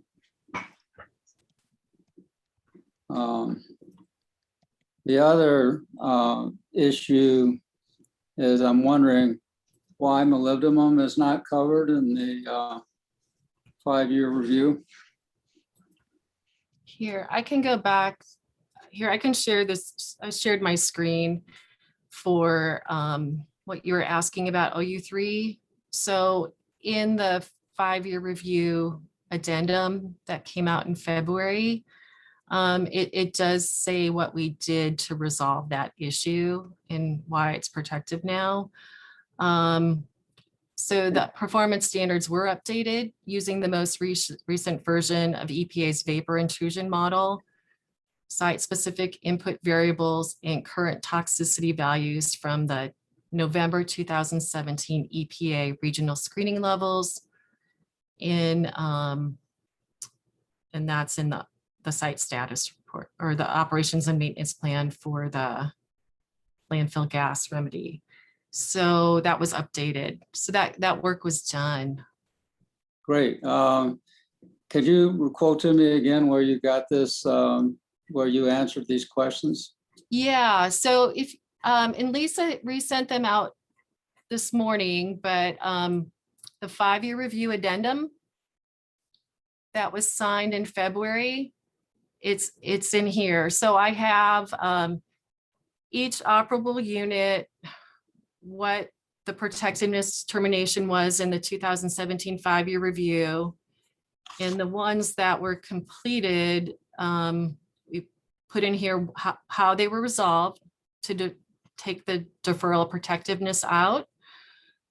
And then the ones that are still being worked on are in this chart, you know, what we're doing to resolve those issues, or if they were completed. So that's in the 5-year review addendum.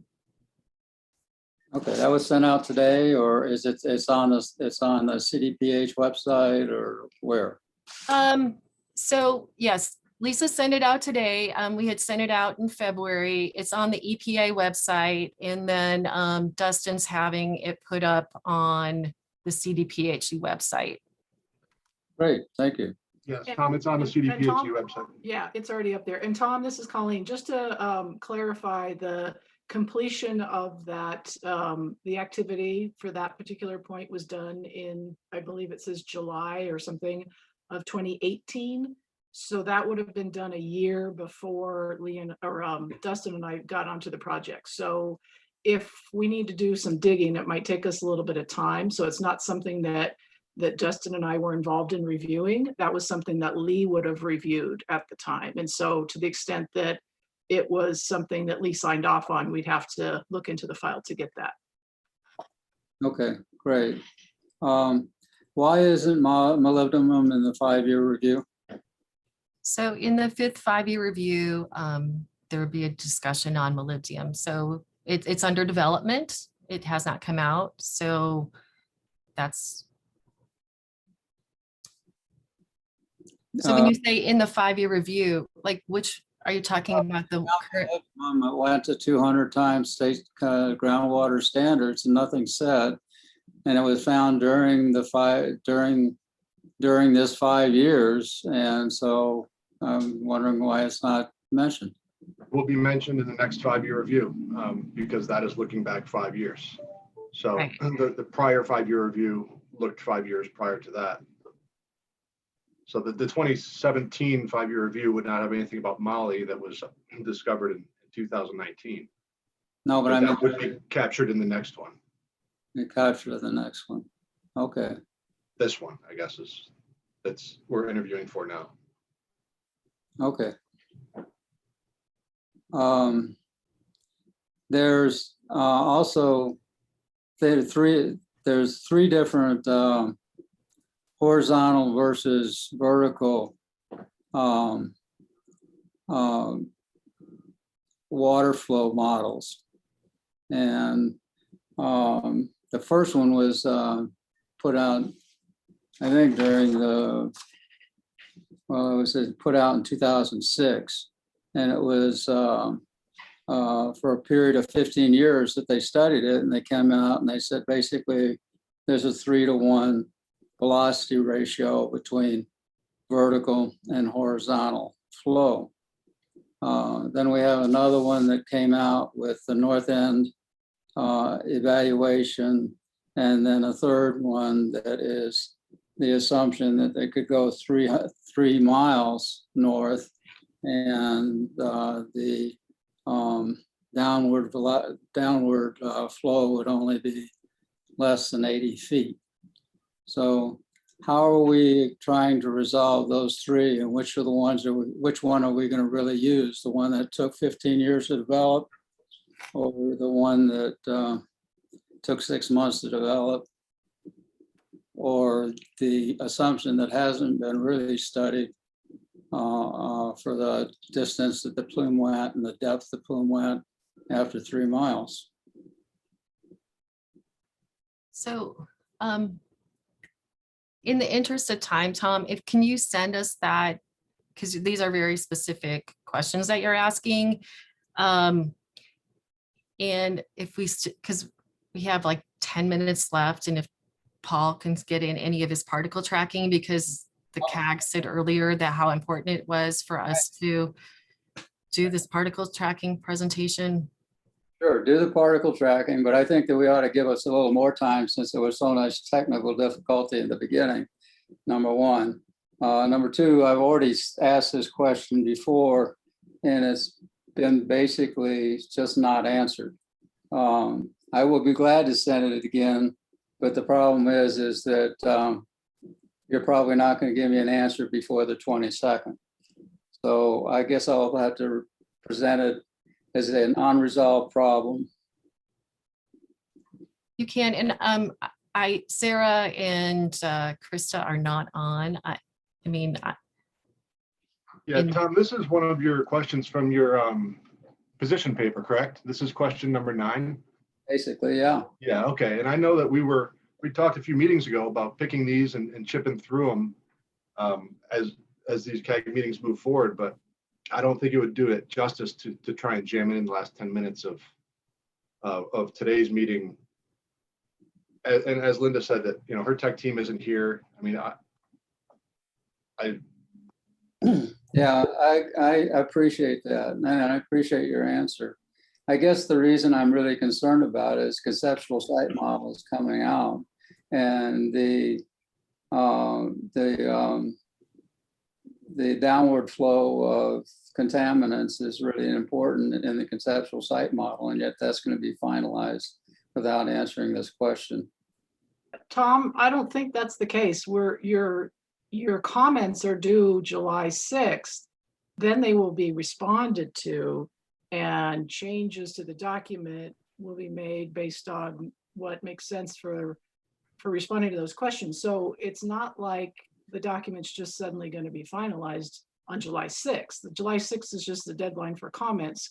You can provide any of the comments that you don't think have been resolved as part of the comment on either the CSM or the 5-year review, and that starts the process for the agencies to look at and formally respond to those comments. So please do include anything that you think is not resolved in your comments on any of the documents that are open for comment, and then that puts it on the table for response. Okay, great. Is my concern about the 9 different hydrogeologic levels, the 9 new hydrogeologic levels that were introduced in the North Boundary Barrier Wall area, and how do they relate to all the other hydrogeologic levels that we've developed in the past? Is that also going to be addressed? So I think you're talking about the numerical model, the levels that were the different levels that were created in the numerical model. Is that what you're referring to? Yeah, there were 9 of them, and no and what I'd really love to see is that the old map, the old thing, and I apologize, I was looking for it to show you, but it showed, that where the unweathered Dawson was, where the separation wire was, where the,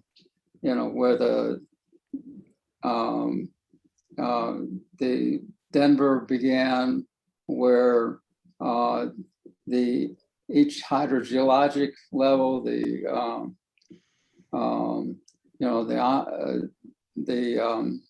Dawson Aquifer and the Denver Aquifer developed. And if we could just even add another column for those other 9 to show where they are in relationship to everything else on that graph, that would help a lot.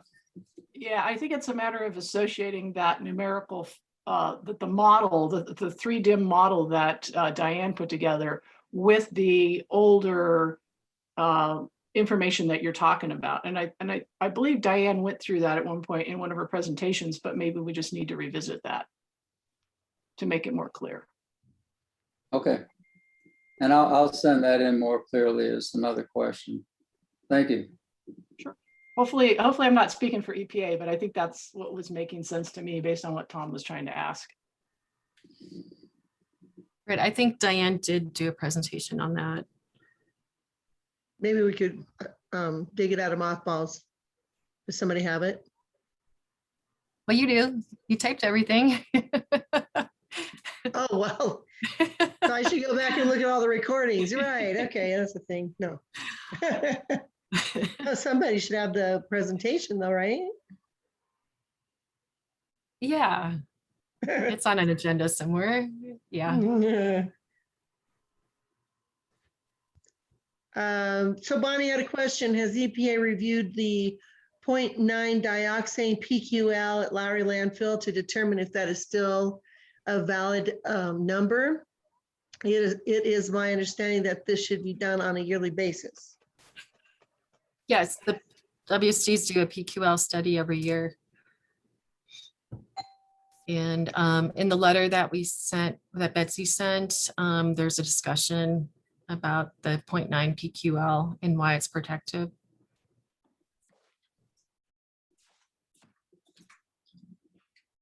Okay, thank you, Linda. I do understand that she did do that, but I'd like to know what you do when you review it every year. What determines that you want to leave it where it's at? Sure. I mean, we've done some presentation, and this was a little before my time, but on how PQLs are determined. But we can do that again, certainly. Okay, well, that would be interesting. We've been having a discussion with the state about setting PQLs and setting numbers, and we'd like to know what how this was reviewed by EPA, who reviews it, and who determines that this is still a good number to be used. So just a matter of discussion for now, and if you can arrange for that to be done in the future, we'd really appreciate it. Okay. Well, I'd like to add something to that, if you don't mind, Bonnie. Yeah, Margie, go ahead. And then we'll check and see if Paul, who appears to still be on his phone, is still just on his phone. So, but Margie, go ahead. What I think I heard Linda say was that, well, sure, we can get you a presentation on how PQLs are determined. But I think what I heard Bonnie ask for was, how was it determined this specific year that it was still okay to use that?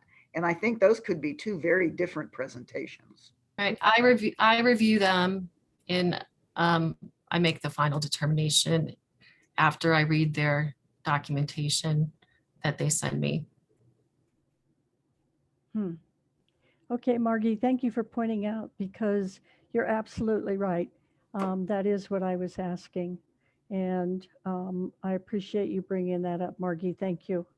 And so you make the final determination, Linda? Right. I read the PQL study. We also send it to Dustin, but I make the final determination if what they did was sufficient to determine the PQL. and if it's appropriate. Okay. All right. Does anybody else review that with you and make that determination, or is it just between you and the WSDs? I said, Dustin, I'm sure you review it too when I send it to you. Yes, yes, absolutely, Linda. You sent it to me, and Colleen and I have reviewed the last two that I've had.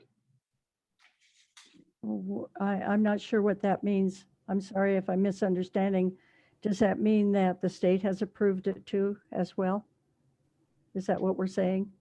That means, Bonnie, It's probably, go ahead, go Colleen. ahead, Dustin. Sorry, I was going to say it's probably more accurate to say we have concurred with it. We don't have direct approval, that's Linda, but we have accepted it.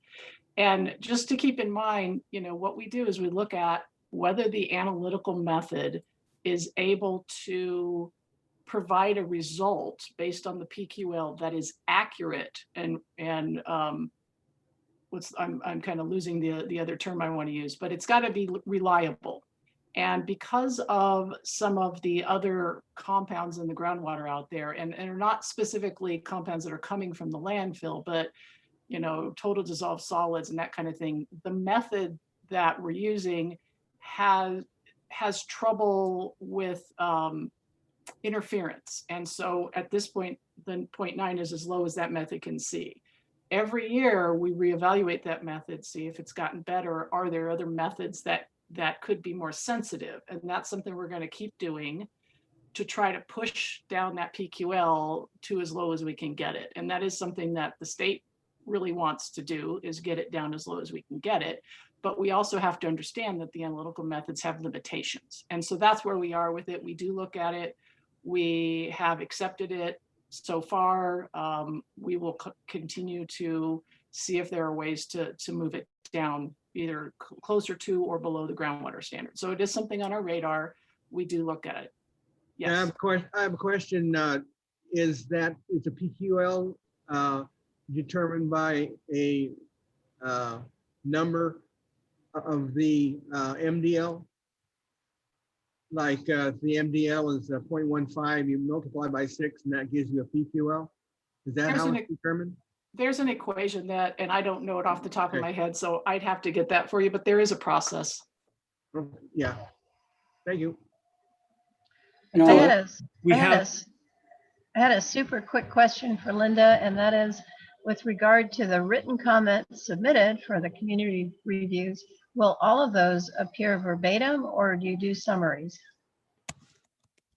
In the 5-year review, or when we're doing the consolidated comments for the North Bonnie Berry Wall containment system evaluation of the CSM, because they're handled differently.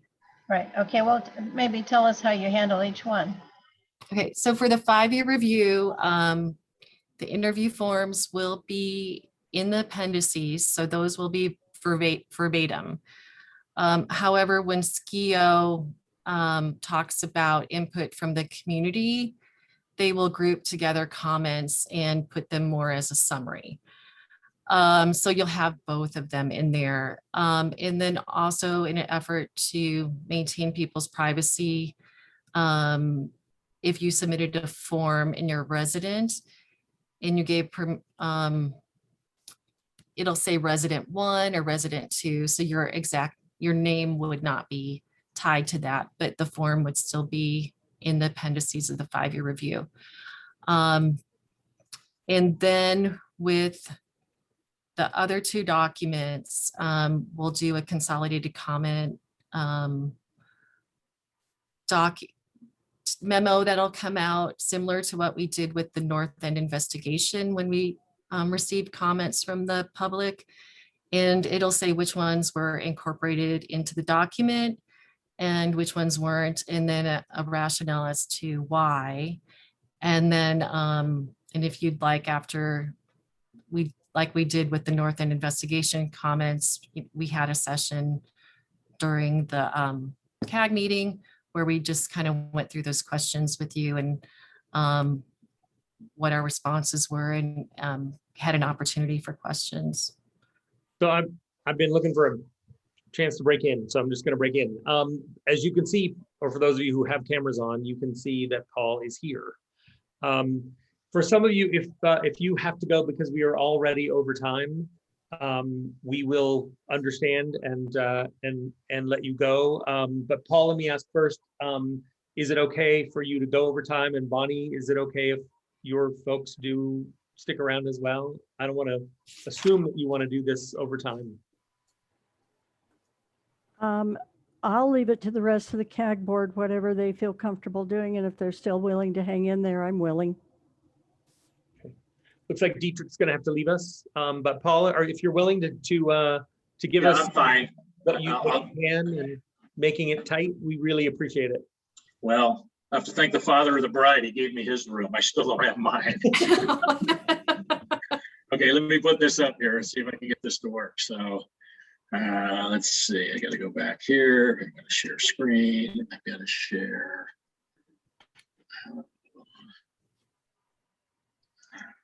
Forgive me for a minute because I have to figure out.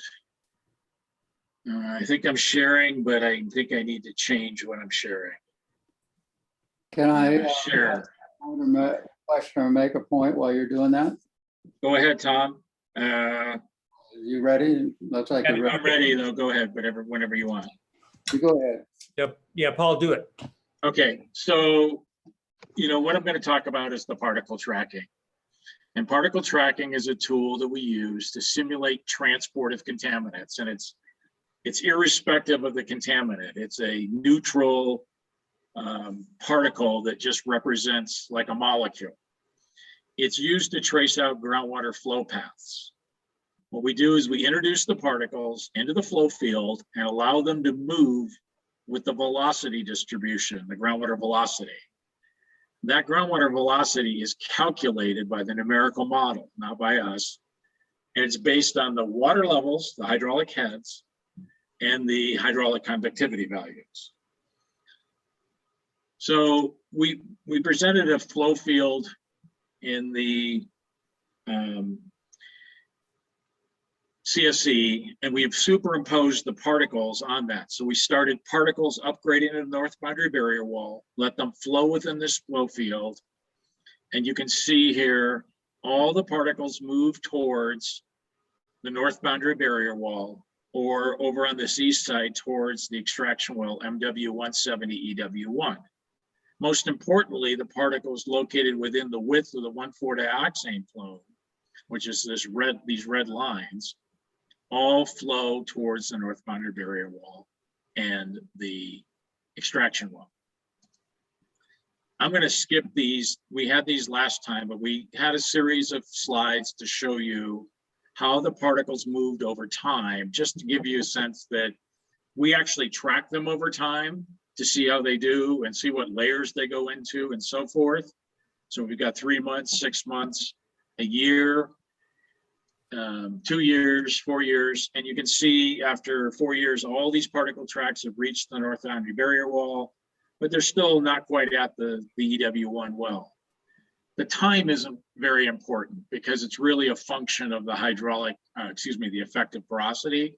We just did this to provide a sense of motion, if you will.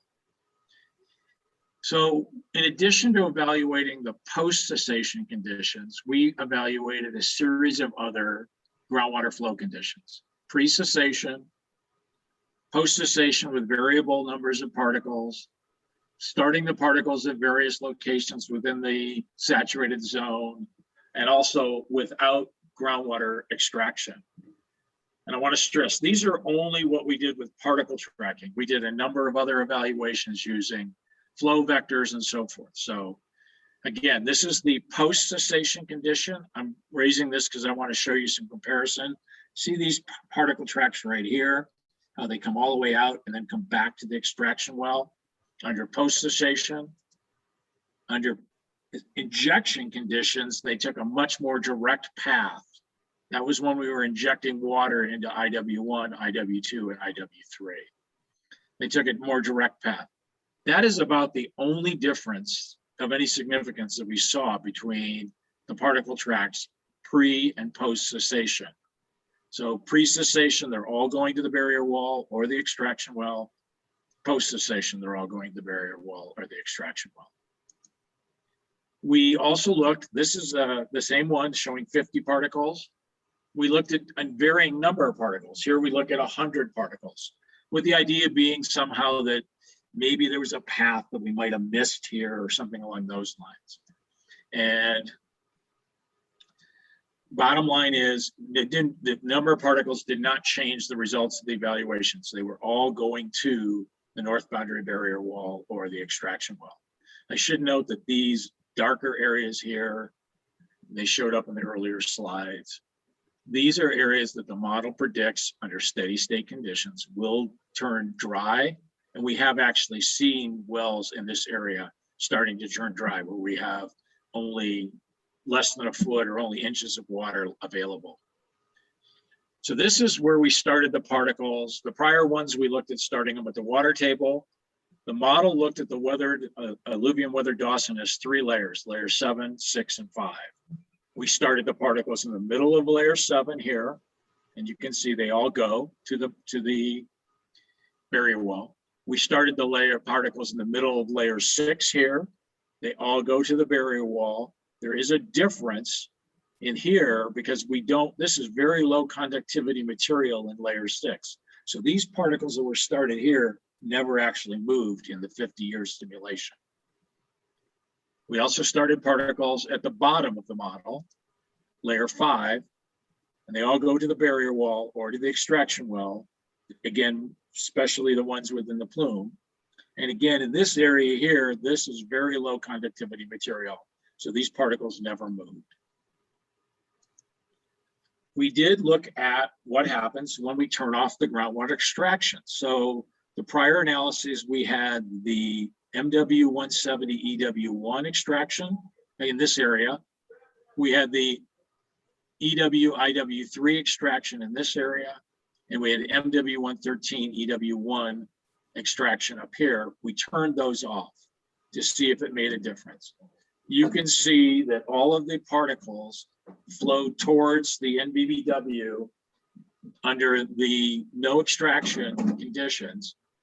There were some particles off to the east here outside the plume that flowed up through the MW77 area. And some of those particles would have flown up to the north and could have migrated. So the 77 area, we could have lost some over here.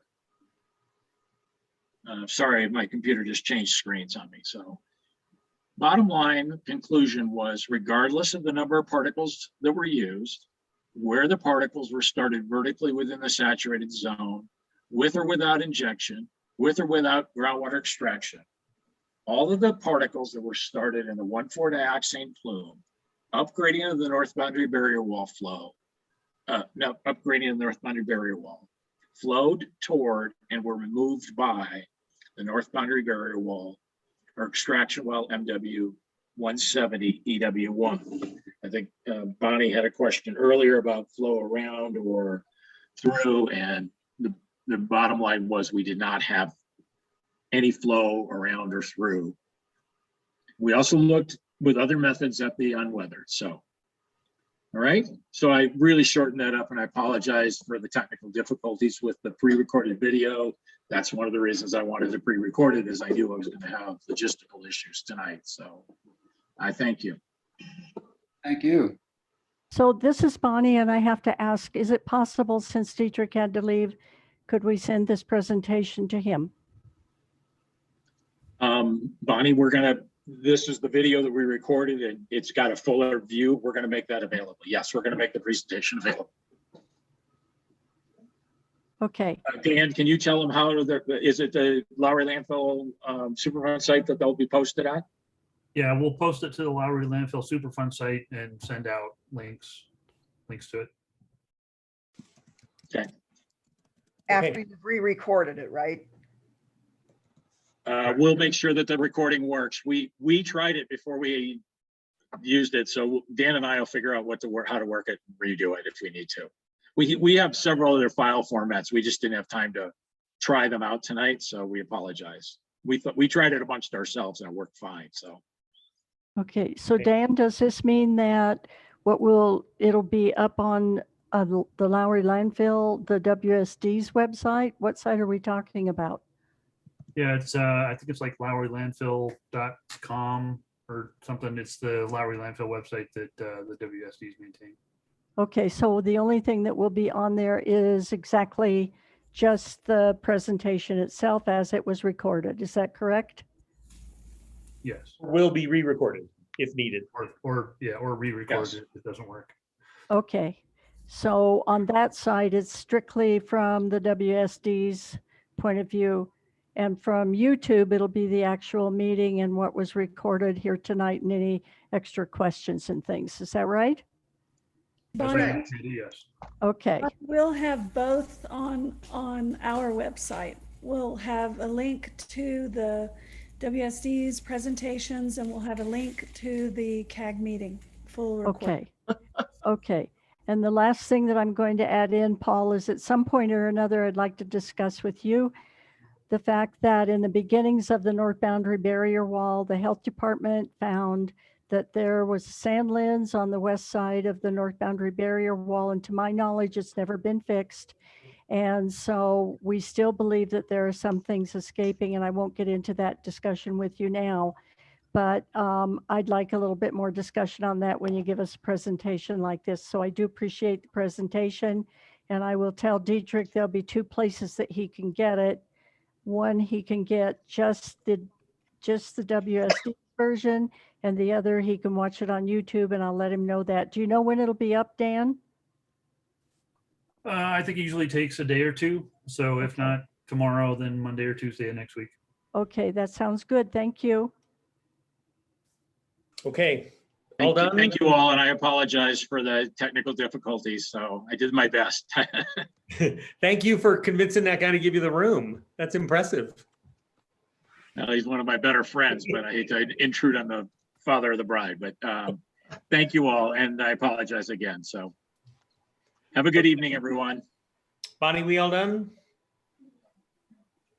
We're all done. Okay, thank you all. right. Way to hang in there. Well done, folks. Thanks, Thanks, all. Take everyone. care. Have a good Take rest of your care. night. Thanks.